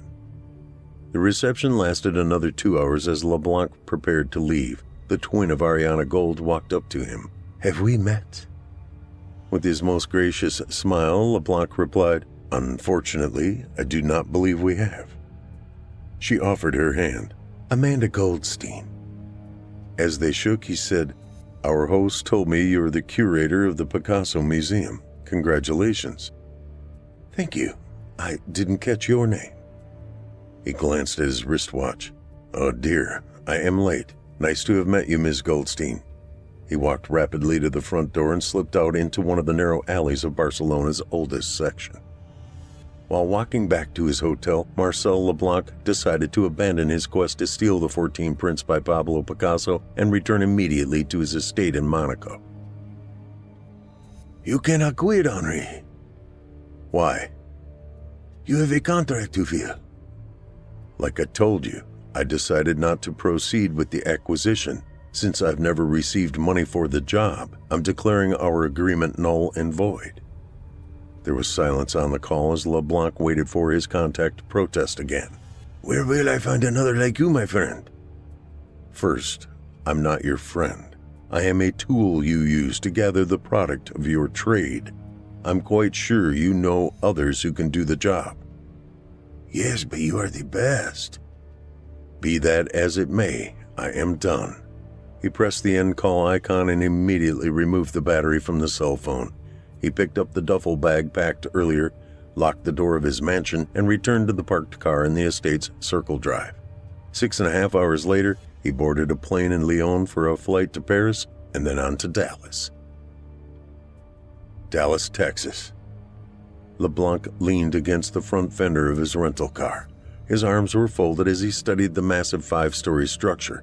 Finding the building containing the law firm of Abrams, Ledger & Gold required little more than entering the address into one of his cell phones he brought from Monaco.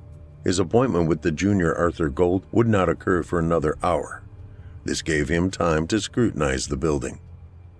During the time since his last trip to the United States, he had altered his appearance. The loss of 20 pounds thinned his face. The addition of a neatly trimmed beard, shorter hair, eyes covered in blue-tinted contact lenses, and blocky black rimmed glasses resulted in a stranger staring back from a mirror. At the appointed time, LeBlanc entered the building and walked into a 3-story atrium with a reception desk manned by 5 young women. 4 sat in front of computer monitors with headsets talking rapidly to clients. The middle woman smiled as he approached.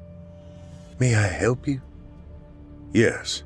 He handed her a business card and said, "Frank Dillon. I have an appointment with Arthur Gold at 2. His normally nondescript accent now contained a hint of Midwestern America. She handed the business card back. "Yes, Mr. Dillon, you are expected."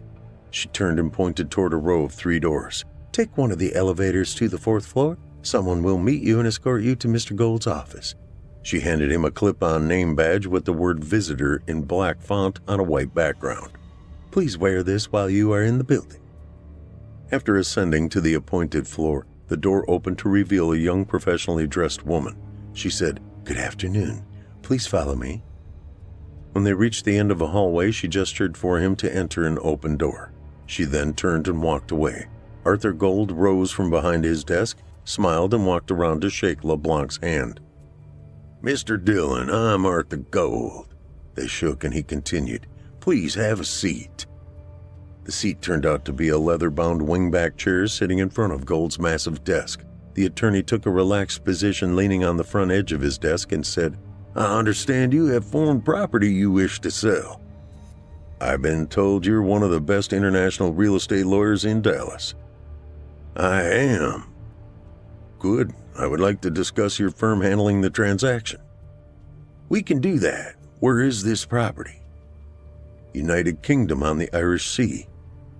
I see. May I ask how you obtained this property? I am the executor for the estate of my mother's recently deceased brother. I have no desire to travel overseas to handle this mess. Therefore, I would like you to handle it. The lawyer gave LeBlanc a sly smile. I assume you have all the necessary paperwork to give us authorization to pursue this matter? I do. You mentioned mess. Is there a problem with the property?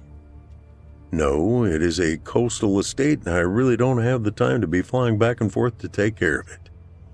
May I see the documentation? LeBlanc raised a hand, palm toward the attorney. We are not at that point yet, Mr. Gold. The attorney folded his arms. I see. What questions do you have? My uncle had a fondness for New Orleans. On his last trip there, he stayed at the Bristol Hotel. LeBlanc could see one of Gold's eyebrows rise slightly. Are you familiar with this property, Mr. Gold? Yes. He met a woman there he told me was a concierge. Apparently he was quite smitten with her. Anyway, he left her a sizable amount of money in his will. I've tried to find her, but to no avail. Since you are familiar with the hotel, could you include finding this woman on behalf of the estate? Would be happy to, Mr. Dillon. What is this woman's name? All my uncle knew was her first name, Ariana. This was LeBlanc's whole purpose for this masquerade of a meeting, to study Gold's face as he said the name Ariana. The man gave no recognition of the name, not even a small flinch. Nothing. No reaction at all. That's not much to go on, but if she was the concierge, we can consult the HR records of the hotel. Standing, LeBlanc offered his hand. Excellent. I will have my attorney prepare all the necessary paperwork and have it overnighted to your firm. Will that suffice? Yes. We didn't discuss fees, Mr. Dillon. No. Should we? I don't want you to be surprised. Very well. What is your fee? 20% of the transaction amount. That seems fair. The only response from Gold became a nod. LeBlanc waited for one of the 3 elevator doors to open on the 4th floor, his hands behind his back. He glanced over to the right of the elevators and froze. The painting he had shipped to the firm the day following the appearance of Ariana on the trail now hung at eye level 5 feet from where he stood. Ignoring the ding in one of the doors opening, he moved closer to the painting to examine it. No trace of the woman's image could be seen. He studied the brushstrokes to make sure it was the same painting. He then sensed someone standing beside him. Haunting, isn't it? Turning to his right, LeBlanc saw Arthur Gold staring at the painting. Yes. Who is the artist? My great-grandfather, Abraham Goldstein. It's not signed. No, there's a reason for that. Oh? Anti-Semitism in France during the late 19th century. He fled to the United States around 1895, changed his name to Gold, and never painted again. That's a shame. He was very talented. Where did he settle? New Orleans. Dizziness swept over LeBlanc in an attempt to hide his surprise at this revelation. He turned his head and cleared his throat. Arthur Gold continued. We thought the painting lost forever. It arrived from an unknown benefactor several weeks ago. The hotel you mentioned, Bristol Hotel, at one time featured an art gallery he opened in 1901. His collection was priceless. He owned the hotel and the family still has ties to the property. Unfortunately, The gallery closed not long after he died, just before World War II. What happened to the paintings? Gold turned to face LeBlanc. Unfortunately, there was a fire in the gallery. Many were destroyed, but some just disappeared. The family believes someone stole a number of the masterpieces and set fire to the gallery to cover up the theft. The police were no help. This piece was one of the paintings thought stolen. When was the fire, Mr. Gold? The same day his wife Ariana died, about 1949. LeBlanc fell quiet as he looked toward the painting and then back at the attorney. And the masterpieces have never been found? No. Gold tightened his lips. It is said the thief stole a Cézanne, a Cassatt, and a Monet. He paused for a second. Are you an admirer of fine art, Mr. Dillon? The art thief did not answer as his head spun. Finally, he said, I have been known to invest. An elevator door opened and a man in a business suit exited. Gold said, There's my next appointment. I must go. I look forward to receiving the paperwork concerning the property. The attorney followed the other man, and LeBlanc slipped into the open elevator. On his way out of the front entrance, he glanced at the security panel at the front reception desk and recognized the system the building used. 1:14 a.m., Dallas, Texas. After successfully foiling the security system, LeBlanc knew how much time he would have before first responders would arrive. Using the stairs, he raced up to the 4th floor, removed the nightscape painting, and hurried back down. He broke his record for gaining entry and exiting a building. Exactly 4 minutes and 16 seconds from entrance to driving away from the scene. He was a mile away when the first police car arrived at the Abrams Ledger and Gold law firm. He returned the hot-wired car to the exact place where he appropriated it 2 hours prior to entering the building. Wearing a black hoodie and black jeans, he pulled the hood tight and walked away from the getaway car to his rental parked several blocks away. By the time the sun rose later that morning, LeBlanc sat in an airport concourse waiting on an early morning Air France flight to Paris. With luck and on-time flights, he would be back in his seaside estate by afternoon the following day. A month later. The day promised to be warm as Marcel LeBlanc sat in the seaside cafe perusing the newspaper Le Monde while consuming morning coffee and a croissant. As he chewed the last bite of the pastry, he failed to notice a woman approaching his outdoor table. As a rule, he kept his back to the sea so he would be aware of anyone approaching his location. Her timing could not have been better, as she sat down across from him as he turned a page in the newspaper. Looking up, he kept as neutral of an expression as possible despite his surprise. The woman said, Bonjour, Monsieur Leblanc. Putting down his paper, he tilted his head as he said, Bonjour, Madame. You have me at a disadvantage. May I ask your name? You may. Amanda Goldstein. We met several months ago at Camilla Flores' home in Barcelona. Ah, yes. Now I remember. I learned of your name from Camilla. She told me you handle the exporting of their olive oil. LeBlanc kept his guard up as the woman talked. It is excellent olive oil. Are you interested in becoming a client of my firm? The woman's smile disappeared and she leaned over the table. In a lowered voice, she said, I know who you really are. You stole something from my family, and I want it back. LeBlanc suddenly realized who this woman had to be. A smile slowly came to his lips. Cut the theatrics, lady. Your real name is Ariana Gold, and you are from New Orleans. The woman straightened. Ariana Gold was my grandmother. You are the man who stole her life. Without realizing his reaction, his jaw dropped, and he stared wide-eyed at her. Recovering slightly, he said, Now, how could I have done that? You stole the painting that kept her alive. LeBlanc took a deep breath and chuckled. I am afraid you are delusional, Madame Goldstein, or whoever you believe you are. Do you admit taking a painting from the art gallery at the Bristol Hotel in New Orleans? I admit no such thing. Besides, the art gallery burned before I was even born, so how could I have stolen a painting from it? Let me ask you this. Did you see an image of Ariana appear and disappear in the painting? LeBlanc remained silent. From your expression and lack of protest, I will assume you did. My grandmother's spirit dwells in the painting. It was her favorite place to be, and it gave her strength. She would only emerge when someone showed interest in the painting. You were enamored with the piece and gave her the strength to emerge from the time you two spent together. When you stole the painting from the gallery, you robbed her of a place to replenish her strength. She tried to get back to the forest but never could. Now her spirit is lost forever, and it's your fault. A smirk appeared on LeBlanc. Do you expect me to believe this fantasy of yours, Ms. Goldstein?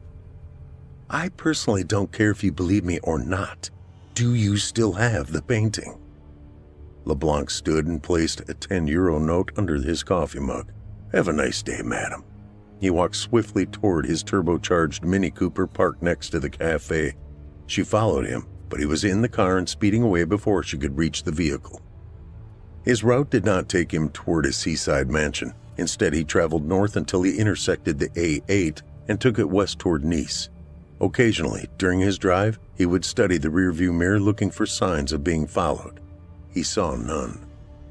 40 minutes later, he parked the nimble little automobile in front of a home box storage unit.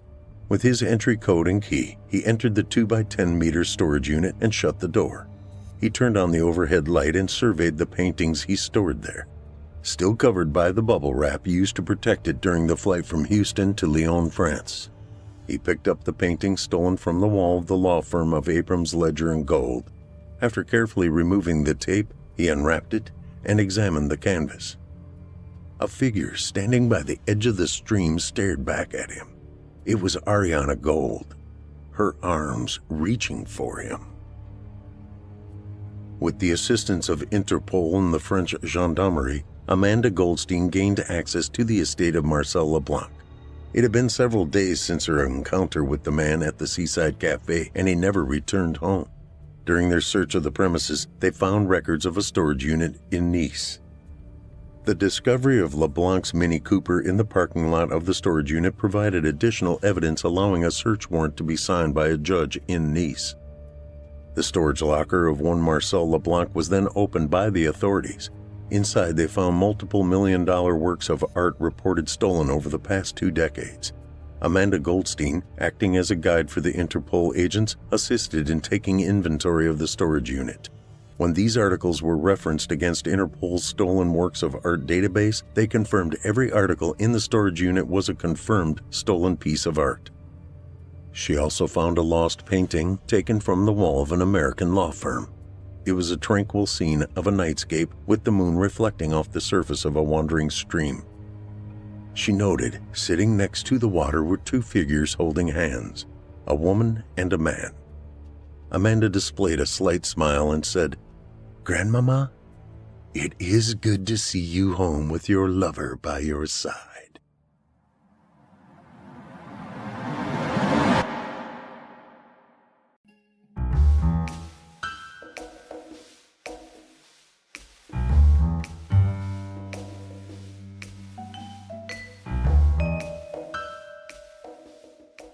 Of all the fishing holes Deputy Dingle and I had to visit today, this had to be the one we dipped our lines into.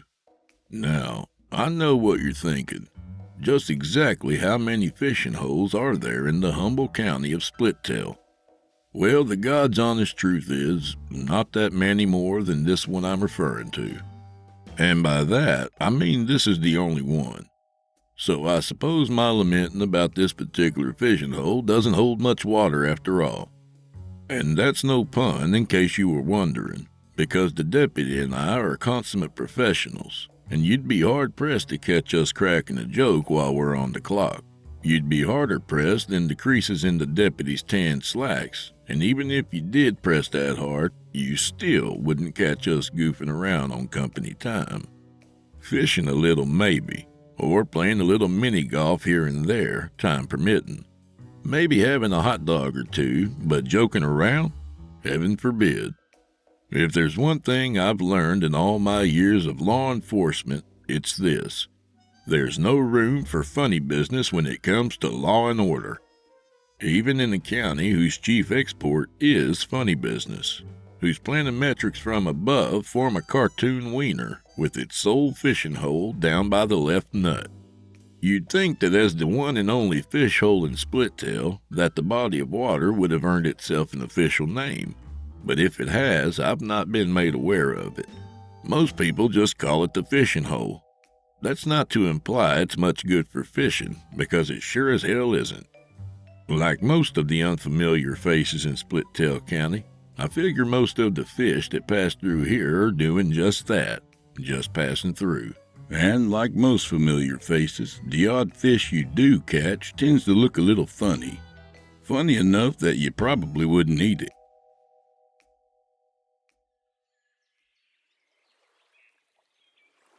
It was a sweltering hot day in Splittail, right smack in the middle of summer. Deputy Dingle and I were standing right on the edge of that aforementioned fishing hole with a couple of drop lines, just open to catch whatever we could catch. There seemed to be a temperature at which your typical ne'er-do-well shut down operations for the day, and today's temperature met and exceeded it. That's not to say these people were doing yeoman's work, mind you. It's only to suggest that on such a sweltering hot day in Splittail, even the lowest among us, the most lewd and lascivious, the lowlives and the libertines, the disenfranchised and the disenchanted, were just too hot to do anything all that bad. Or so we thought, anyway. I think I feel something, Sheriff, Dingle said. It didn't strike me right away that Dingle was referring to his fishing line. Maybe because I was so deep in thought at that moment. I thought the deputy might have been having some kind of a spiritual breakthrough. I got something on the line, Sheriff. What's that, deputy? I think I caught a fish. Feels too heavy for a sunny. Well, goddamn. Dingle started reeling in the line, making little figure eights over his hand and elbow with the nylon wire. It definitely looked too heavy to be a sunny. It got to the point where I had to help him pull the rest of it in. And when we did, something like a gray, bloated bag began to surface in the murk. It wasn't long before I was able to identify the bag as not a bag at all, but the back and ass of a human being. Dingle must have made the connection around the same time I did, because I could hear him start gagging. The deputy, you see, has a bit of a delicate stomach. Good God, He said. I think that's a human being, Sheriff. Well, deputy, I think you might be right about that. I think you might be just about 100% right. And furthermore, on top of that, I'm not at all assured about this fella's well-being. I picked up a nearby stick and poked the prone figure in his exposed ass cheek. The flesh was soft, waterlogged. There were weird bubbles forming in the water from around where I poked them. "What say, fella?" I asked. "How's the water?" I received no answer to either the question or the pokes with the stick. Relative to what my own response would be if someone poked me in the ass with the stick, I gathered the swimmer was either extremely agreeable or dead. The deputy must have drawn the same conclusion, because he looked nearly as pale as the swimmer's ass. "Deputy, pending a formal diagnosis, I think this man is deceased." I'd say so, Sheriff. You recognize the man? "Well, not by his ass. To be fair, I usually look a man in the face when I speak to him. See if you can turn him around for me, deputy." Oh, Sheriff, ain't there supposed to be special people who do things like that? "You mean to turn around a dead fella?" I mean to handle a body, Sheriff. Why do I gotta touch it? "He's just had a bath, deputy. Just go ahead and nudge him around so we can have a look at him." Undamn dignified. Dingle didn't even try to conceal his distaste.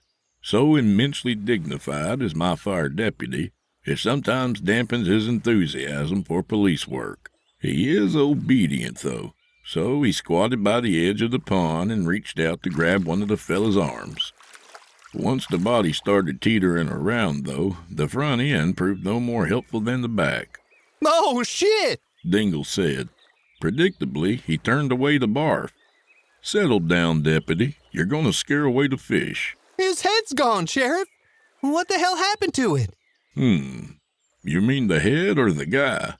because I've got no idea where the head's gone to. But as far as what happened to the man, I'd place the cause of death as his head came off. But how, Sheriff? I let the fella bob around until I could see the wound. I guess that's what you'd call it, hoping for a clue to the manner of removal. But the meat there was so waterlogged and fish-nibbled, you'd be hard-pressed to guess at it. As not only the High Sheriff, but Chief Forensic Medical Examiner of Splittail, I was pretty hard-pressed myself. I'm leaning toward natural causes, Deputy. What? Sheriff, this man's been murdered. I was afraid he'd say that. If there's one thing I've learned about police work over the decades, it's this. Bad stuff is gonna happen whether we see it or we don't. So it's usually best to pretend you never did. But once the dreaded M word is uttered, it's implied you ought to have a look into it a little bit. Not to do so would be bad form, even on a perfectly nice day like today. Well, maybe you're right, Deputy. You got any leads? The deputy stared dumbly for a moment, then started patting his pockets. Not fishing leads, Deputy. If we're going to conduct a murder investigation, we're going to need leads. Meaning we're going to have to talk to some people and ask them some questions. Problem is, we don't know who to ask or where to start. Well, we could check down there, Sheriff. Dingle pointed off a ways down the path along the fishing hole.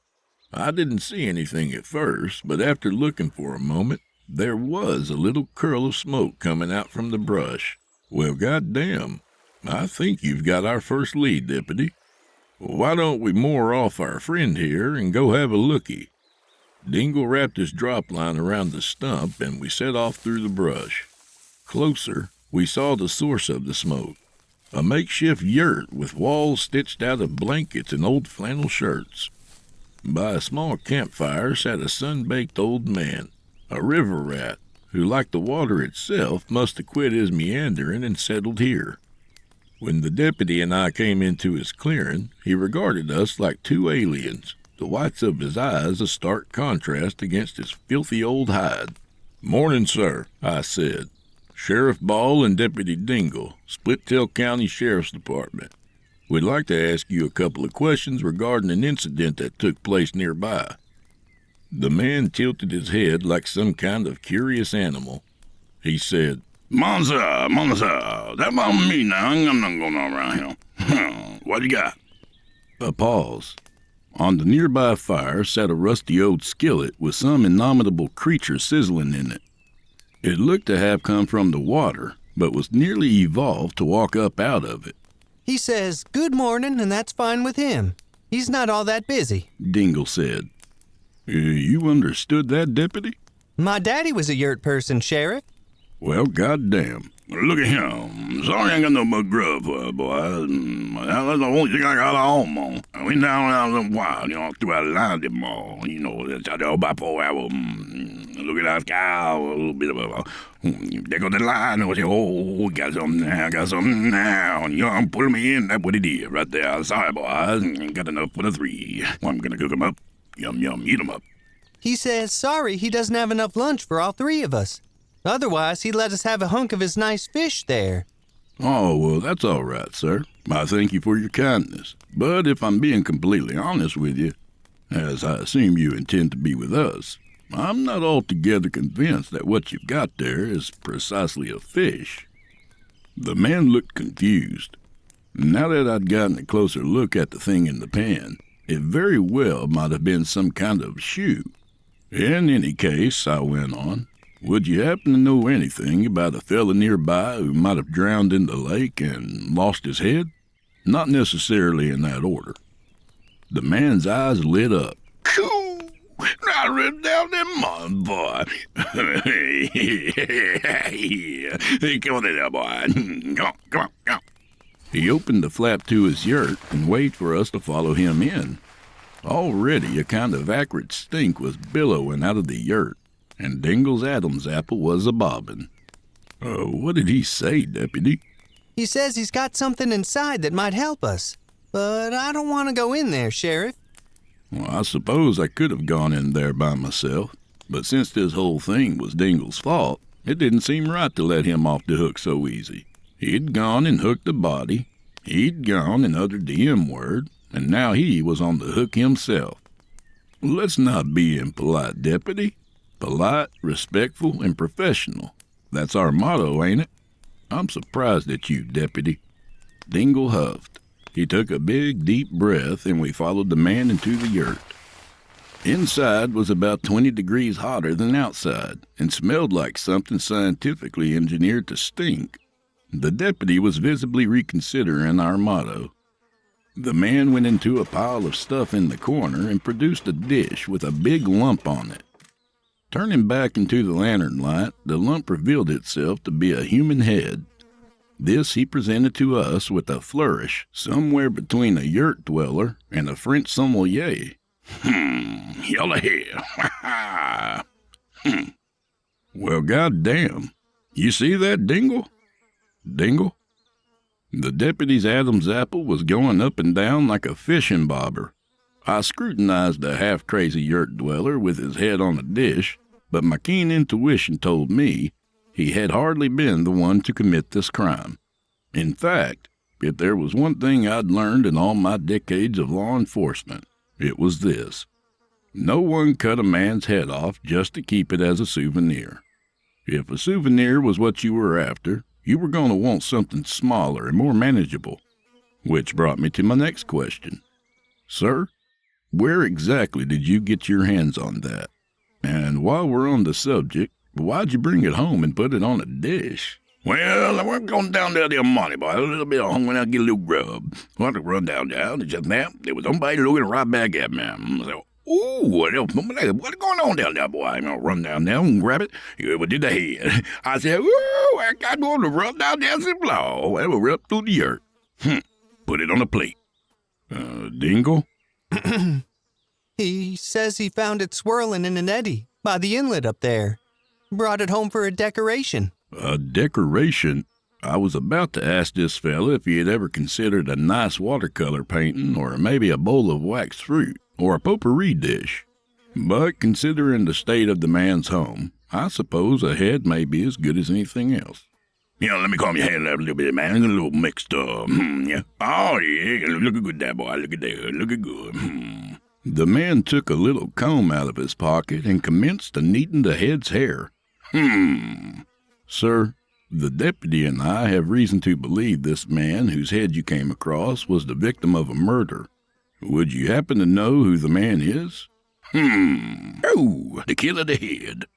What'd he say, deputy? He said, does he know who? The head or the murderer? Well, either one would be pretty helpful, I suppose. Oh, well, nobody little thought about that, boy. You know, I knew to pray. A little on there. Put him on the plate. His name is Clarence. He says he never gave much thought to it. But the head's named Clarence. Clarence? Clarence. How about a last name? Oh, I don't have a last name. Come on, shout out, boy. Oh, he doesn't know the real name, Sheriff. He just decided to call it Clarence. After my dead Uncle Clarence. After his deceased Uncle Clarence. Well, I'm sorry to hear about your uncle, Mr. Yurt fella. But I'm afraid the deputy and I are going to have to confiscate Clarence here for evidence in this murder case. This seemed to upset the man a little. He now held the head like a French sommelier whose bottle of wine I'd just insulted. Well, you see, mister, I'm not normally in the business of confiscating people's decorations, but you have to understand, being the deputy and I have a mystery to solve, and whose head that is has quite a bit to do with it, it's exactly the bit of evidence I think we need. Ain't that right, deputy? I suppose so, Sheriff. Oh, look at him. Y'all ain't coming around here and look at my shit. I'll say fuck you. The yurt fella didn't seem happy about relinquishing his decoration, especially after inviting the two of us into his home. Well, I'm afraid we have no choice, sir. Clarence here's not only an important piece of evidence, but our only witness to the crime. The deputy and I need to take him down to the lab and retrieve his last memories with our special forensic supercomputer. And when we find the murderer, sir, undoubtedly you'll be hailed as a hero all over Splittail, perhaps even worldwide. Now, doesn't that sound nice, mister? Isn't that just as nice can get? My premise may have been embellished a little, but I think the man liked the idea of becoming a hero. Along with that, being he thought the deputy and I meant to chronicle this man's final moments in high technicolor, we could safely set the man aside as a suspect. I'm sure that there's laws on the books regarding the keeping of a man's head, or even decorating one's yurt with it. But these were small potatoes compared to the big one bobbing downstream. And if there's one thing I've learned in all my decades of law enforcement, it's this. Stick to the big potatoes, because everyone's got small ones, and there just ain't enough time in the day to deal with them all. Deputy, go ahead and take Mr. Clarence there into custody. What? How am I supposed to? Well, I wouldn't worry about cuffing him, Deputy, mostly because he's deceased, but also that he's got no arms. You mean you want me to just... Just pick 'em right up, Deputy. Can't be more than a couple of pounds. I tapped my badge to remind the deputy why he had to do all the gross stuff, and I didn't. And sulking the whole time, he tried deciding the least objectionable way to pick up Clarence. By the ears? With your fingers in his nose like a bowling ball? In the end, he turned it facing away from him and held it by the hair, muttering the whole time how undignified it was, etc. Now, hold on there. What's that, Mr. Yurt Person? He says to hold on a second. He reached under the dead fella's neck and peeled away what looked like a fancy doily. This he put back on the plate and set the plate back in the heap. With a mutual nod, it seemed we were all squared up. Thank you, Mr. Yurt fella. There's no doubt at all you've been inscribed in the book of life for your deeds here today. Nor is there any doubt that every eligible woman in Splittail will be knocking on your yurt once they hear who's the hero who helped us catch the Clarence killer. The yurt fella beamed in reverie, and the deputy and I took our leave.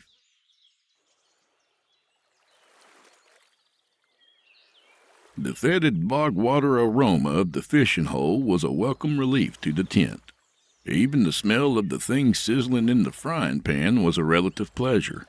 Dingle walked with Clarence held out in front of him like Perseus holding Medusa's head. You really think he'll get lots of girls, Sheriff? Once we find the killer? Well, I don't know about that, Deputy. Not in the sense you might be thinking. But if there's one thing I've learned in all my decades of law enforcement, it's this. The end always justifies the means. Now, I had no idea at all what the end of this was going to be. Only that whatever meanness we got up to along the way would easily be justified by it.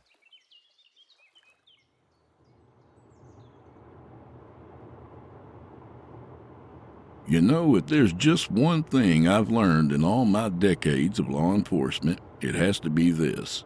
Once you drop your lead in the water, you never do know what you're going to catch. But now with our first piece of evidence sitting in the deputy's lap, we could at least be sure where we were headed. Even though I wasn't sure at all where we were headed.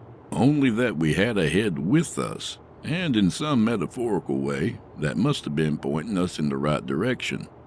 We had our line in the water, and eventually we were bound to catch something. Can I put this in the back seat, Sheriff? Maybe in the trunk? No, Deputy. We can't have it rolling around, bumping into stuff, picking up all kinds of fibers and whatnot. We gotta keep Clarence here looking his best. That way, hopefully someone will recognize him. I reached over and patted Clarence on the head, mostly on account of that was the only place you could pat him. It wasn't long before my stomach started growling, and therefrom spawned what I thought was a pretty darn good idea. If there was one place in Splittail Clarence had showed his face at one time or another, where was that likely to be? Not the more specialized establishments like Splittail Osteopathy or the Putt-Putt, for instance. We had no evidence Clarence was into massage or mini-golf, not by looking at him at least. But what was something that everybody liked? The answer was simple. Pizza. You'd be hard-pressed to find someone who didn't. Harder pressed than Dingle's tan slacks. It was at that moment I realized I'd make one hell of a detective, and to that end, I went ahead and promoted myself to detective. Maybe it wasn't a promotion from sheriff per se, but I went ahead and added the title to my credentials. Dingle I made a deputy detective, even though I'm not sure there is an actual thing as that. Even if there was, I doubted he could pass the exam. Still, he seemed pleased to hear it. If there's one thing I've learned in all my professional experience, it's this.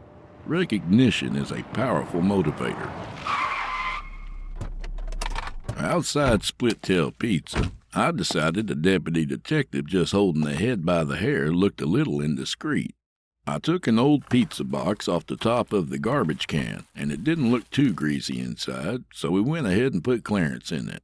It didn't close right, so he kinda had to pinch it shut and just hold it that way. To be fair, they never really designed pizza boxes for this purpose.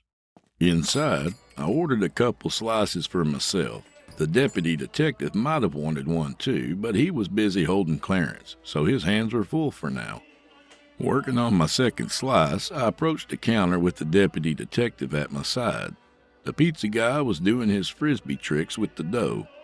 "Mr. Pizza Fella," I said, "I'm High Sheriff Detective Ball, and this here's Deputy Detective Dingle, Split Tail PD.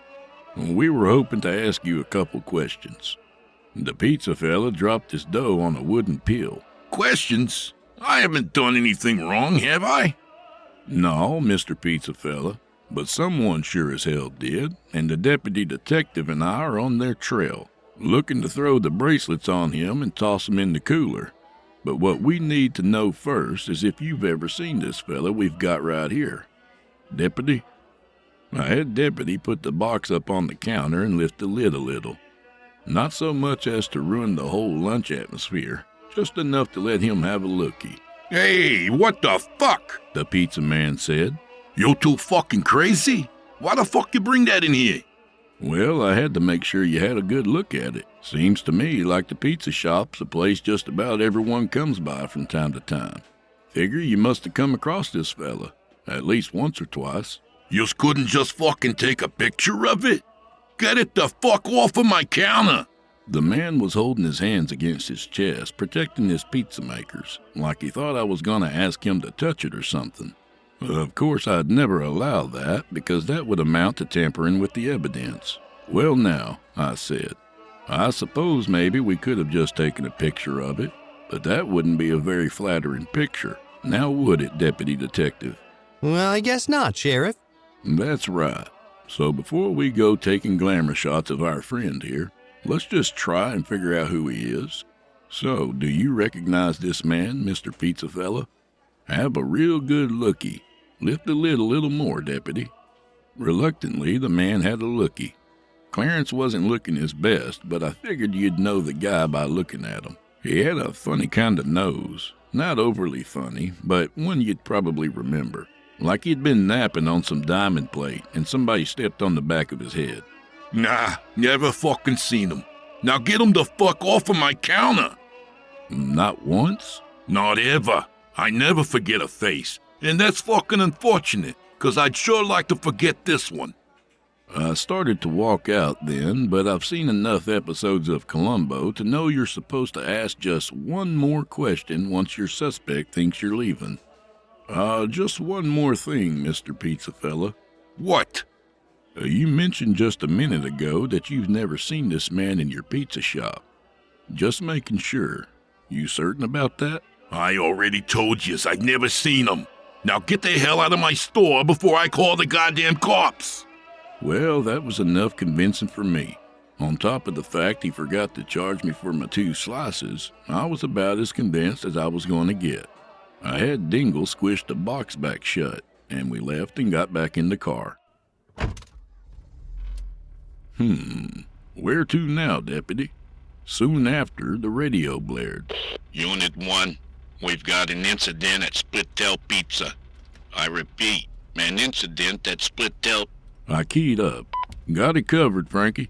Just bumping gums at the hash house when Dingle here goes ahead and shows the guy his noodle." A pause. "What's that, Sheriff?" "Just a little misunderstanding, Frankie." A longer pause. "Copy that, Unit 1. I'm getting pretty hungry, Sheriff," Dingle said. We were cruising up Creosote Causeway back to town. A good road to cruise up when you need to do some thinking. It wasn't exactly a causeway at all, and I can't even remember when they closed the creosote plant, but I guess someone thought the name had a nice ring to it. Even so, it was fairly hard to think with Dingle's constant complaining. "That's Sheriff Detective Dingle, and frankly I'm surprised at you. A good man's been murdered and all you can think about is lunch. Meanwhile, some Hinky Bruno's skulking around Splittail, with smoke still curling out the business end of his bean shooter." Dingle glanced down at the pizza box in his lap. You saying you think he'd been shot, Sheriff? Sheriff Detective? I thought about that for a moment. Could be he hadn't been shot at all. I hadn't noticed any distinct holes in the fella, save the big one where his head used to be. Only I didn't know any hard-boiled detective lingo for someone's head being removed. You know, if there's one thing I've learned in all my decades of law enforcement experience, it's this. Sometimes you have to improvise. Dingle's stomach growled audibly. He huffed. Well, where do you suppose we could look next? I hadn't exactly supposed where we should look next, but I took a minute and considered it. Clarence, besides the obvious bloating, had looked to be well fed. Could be he just didn't like pizza. Maybe that was it.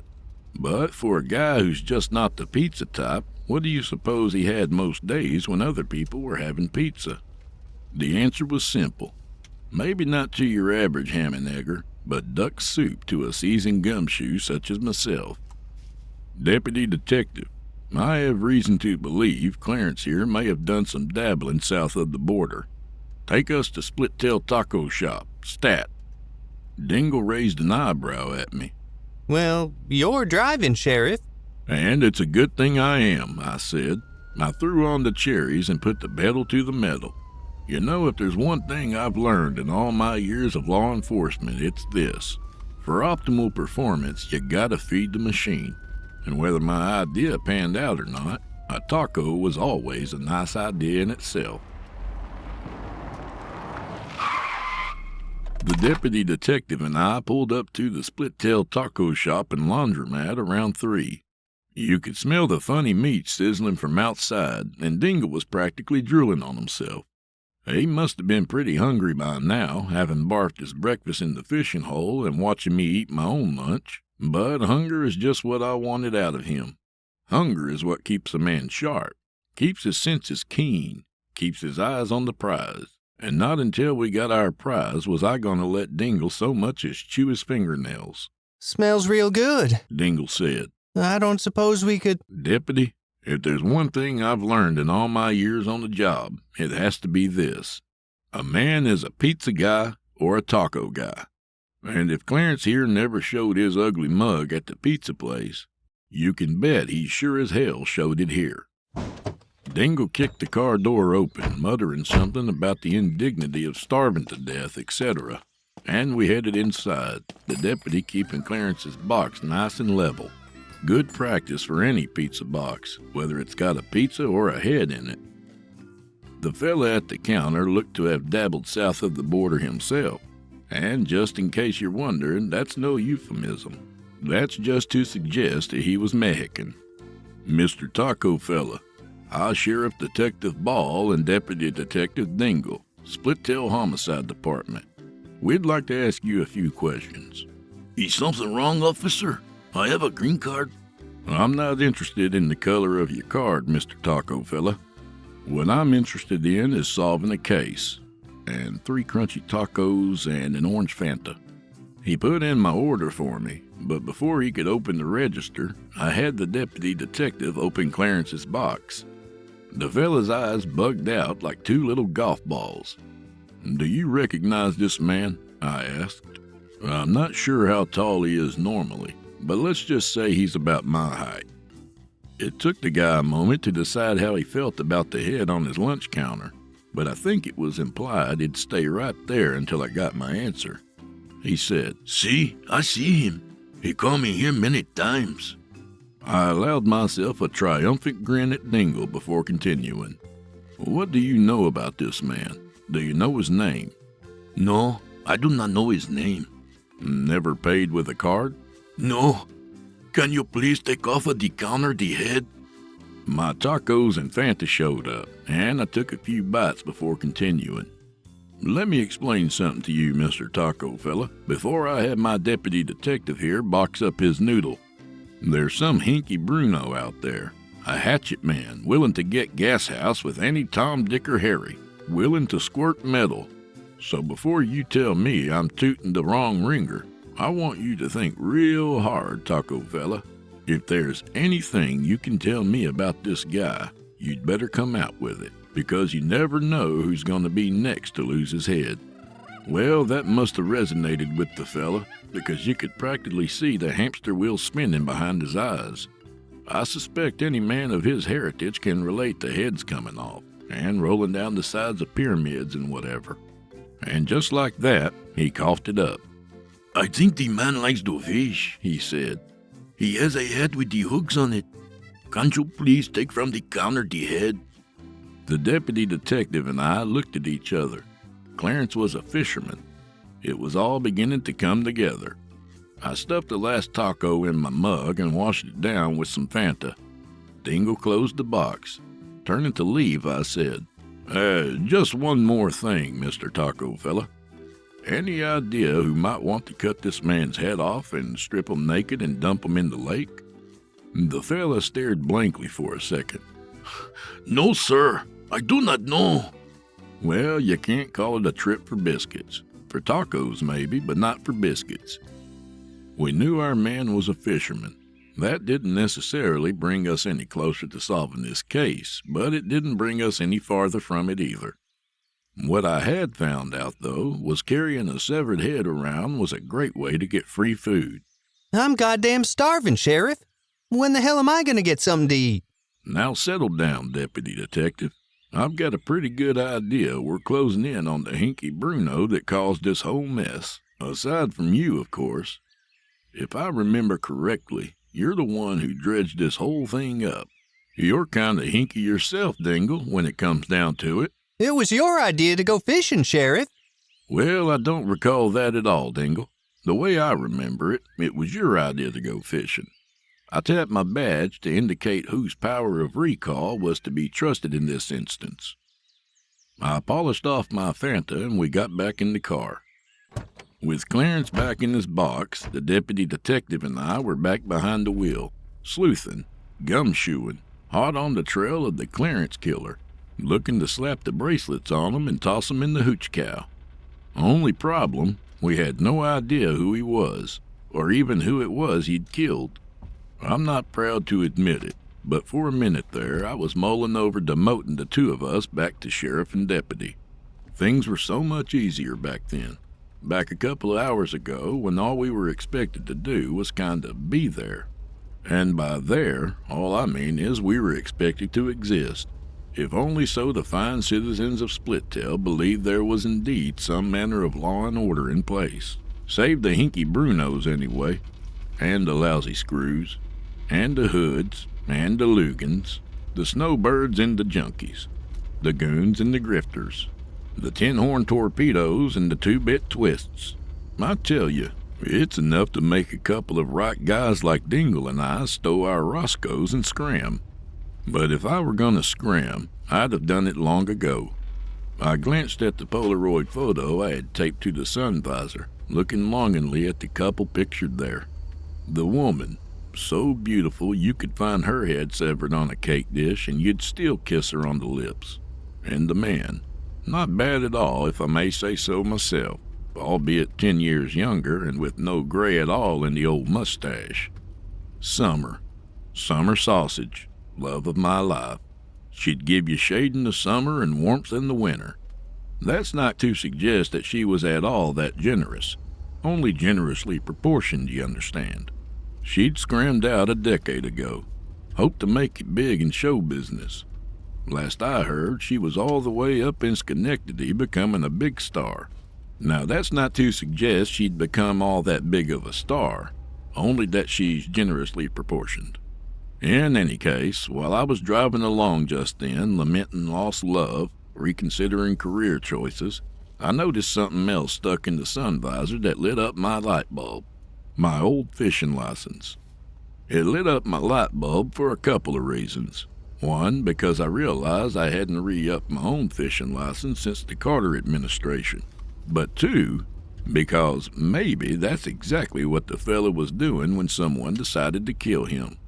It would have been easier to kill a fella by the fishing hole and just dump him right into it, rather than kill him somewhere else and drag him there, especially in this kind of heat.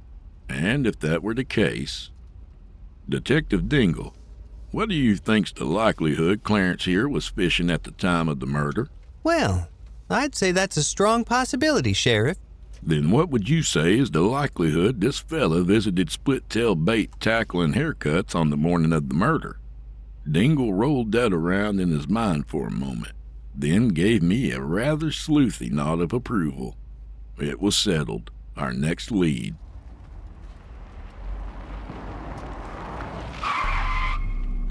The deputy detective and I pulled up to split-tail bait, tackle, and haircuts just past 4.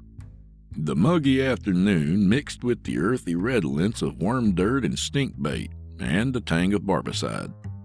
The pizza box in Dingle's lap looked to be on its last legs. There was a wet spot blossoming on the top of it where Clarence's head wanted to come through, and if it weren't for the wax paper underneath, it probably have soaked right through the bottom. To be fair, this was no margarita. There was a Clarence Supreme in that box, and I meant to find out just who ordered it. And I'm not even sure that last line made sense, but I tried a few others, and this one came out ahead. No pun intended. The man at the counter was eating soup out of the same type of container he sold night crawlers in. His eyes widened at the sight of the deputy and I. The inimitable authoritative air only a couple detectives like Dingle and I can carry. In that vein, I left my sunglasses down while we approached the man. Dingle set the box down on the counter. The man set aside his container and stood to greet us. "Help you gentlemen with something? Need haircuts?" "Well, that's a possibility, mister. But before we get to matters of the hair, I was hoping you might help us with something much more dire than Dingle's looks. See, the deputy detective and I are investigating the murder." The man's eyes went wide again. Murder? In our little old town? That's unthinkable." "Well, that's just what I thought," I said.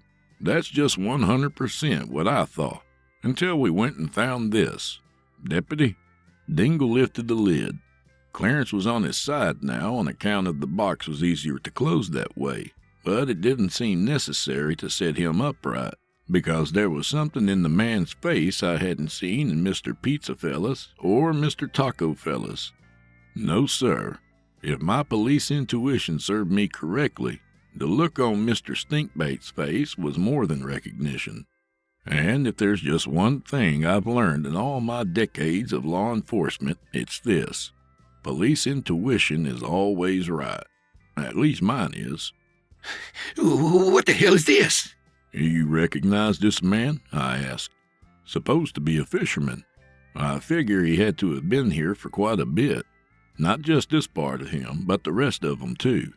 And what I mean to find out is how this part of him and the other part of him have become dispossessed of each other, and the sick son of a bitch who made that happen. So what's the scoop, Mr. Stinkbait? Tell me everything you know." Never seen him. Anything else I can help you gentlemen with? Or can I kindly get back to my dinner?" The fella had only looked at Clarence for a second or two, not locked eyes on it like the other two had. That said to me that Stinkbait here knew exactly who the man was, and the casualness with which he had regarded it told me even more. Dingle was about to close the box then, but I held out a hand and stopped him. "Now wait just a second, Mr. Stinkbait. First of all, your name's Hinckley. Bruno Hinckley. And I already told you, I've never seen him, not for bait or a haircut. So, we done here?" The deputy detective and I looked at each other, a knowing glance, because if there's one thing I've learned in all my years of law enforcement, aside from all the other things I suppose, it's this. Life often imitates fiction, and if the least of all my life's lessons held water at all, this Bruno Hinckley just had to be the Hinky Bruno the deputy and I were after.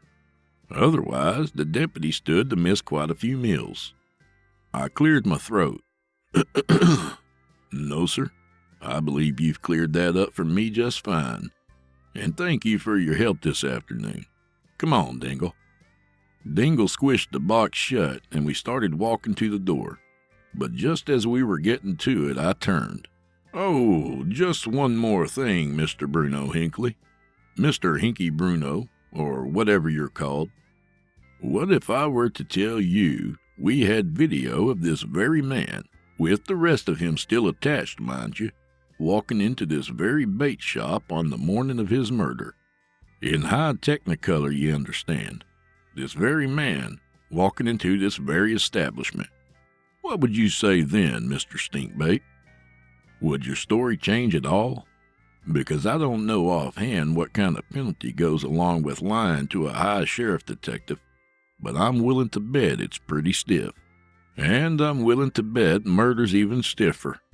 Stiffer than the creases in Detective Dingle's slacks. And the last I checked, those were pretty goddamn... You'll never take me alive, copper. I guess I'd been laying it on pretty thick there, because Hinkley's cheese slid off his cracker in a hurry. He reached under the counter and came out slinging lead. I went for my own piece, but realized right away I'd left it in the car. Oh, shit! Fuck. The pizza box flew out of Dingle's arms as he drew his own weapon, and I just happened to catch it, just as 3 bullets came careening my way. And I knew there were only 3 of them because I felt each one hit me.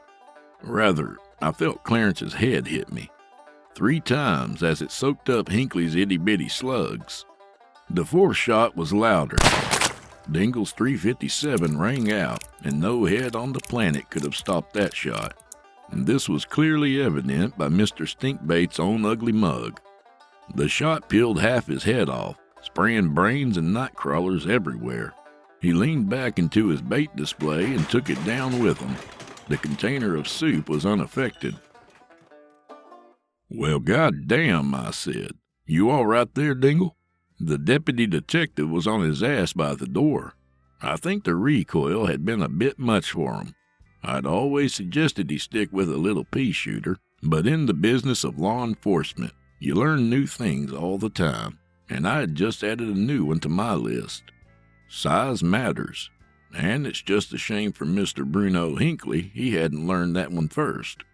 Just as shameful as shame can be, because Clarence was already dead, and 3 little .22s had hardly made a difference to him. As for me, not even a stain on my shirt. Did I get him, Sheriff? I went ahead and peeked over the counter. I'd say you more than got him, Deputy. I'd say you blew the stinkbait out of him. If there's one thing I learned from all my years of law enforcement, it's got to be this. Everything happens for a reason. And why ever Mr. Hinkley decapitated our friend Clarence, I figured there had to be some reason for it. Maybe not a good reason, but I guess that goes back to the parable of the frog and the scorpion. Whatever Clarence did to piss off Mr. Hinkley that fateful morning, you hardly want to piss off a fella with all those sharp instruments at his disposal. No more than you'd want a haircut from a man who spends his mornings grinding up fish guts. In short, I'm not sure the deputy and I precisely solved our mystery. I still don't know who Clarence was, and Mr. Hinkley still ain't talking. The writing on the wall says Hinkley was trouble, just the Hinky Bruno I pegged him to be. But the writing's all blood and brains, and it's not a detective's job to clean that stuff up. Not a deputy detective's job either. I have it on good authority that to do so would be undignified. It was 6 p.m. by the time Dingle and I made it back to the fishing hole, Mr. Hinkley and the better half of old Clarence in tow. Dingle was cranky about having to drag Mr. Hinkley, especially having not eaten all day. I'd told him he could finish Hinkley's soup after he'd killed him, but he was worried something might have splashed into it during the little melee there, and decided to pass. In any case, our shift was almost up, and neither man seemed in any condition for a dignified burial. As High Sheriff of Splittail County, I decided detective work wasn't exactly my bag.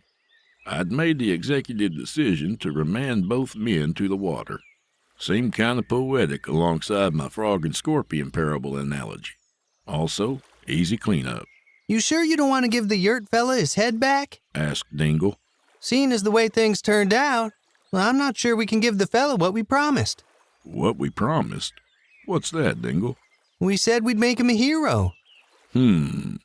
Well, I'm not sure we can fulfill our promise to Mr. Yurt fella of hailing him as a hero for what he did. But I'm sure he'll get just what he deserves in the end.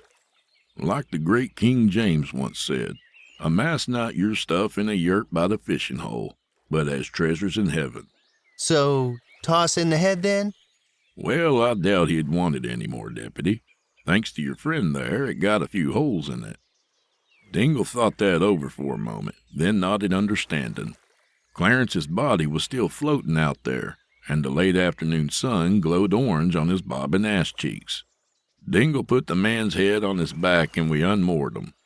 I gave him a little shove with my shoe, and he went floating out into the great beyond. He looked kind of funny like that, with his head just resting on his back, but it had to be more appropriate than sitting in a yurt. Clarence was whole again. You want to say any words, Dingle? Well, like what, Sheriff? I couldn't think of any, so we went ahead and tossed Hinky in there too.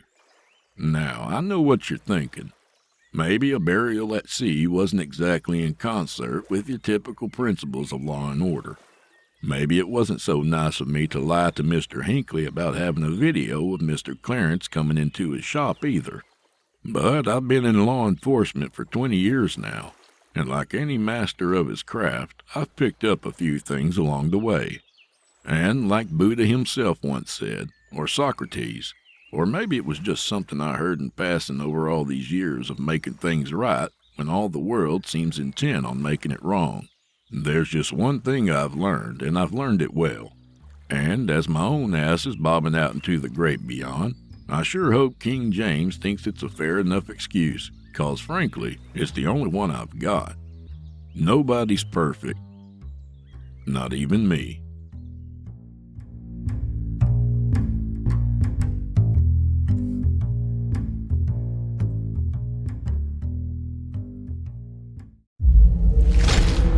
Chilling tales for dark nights.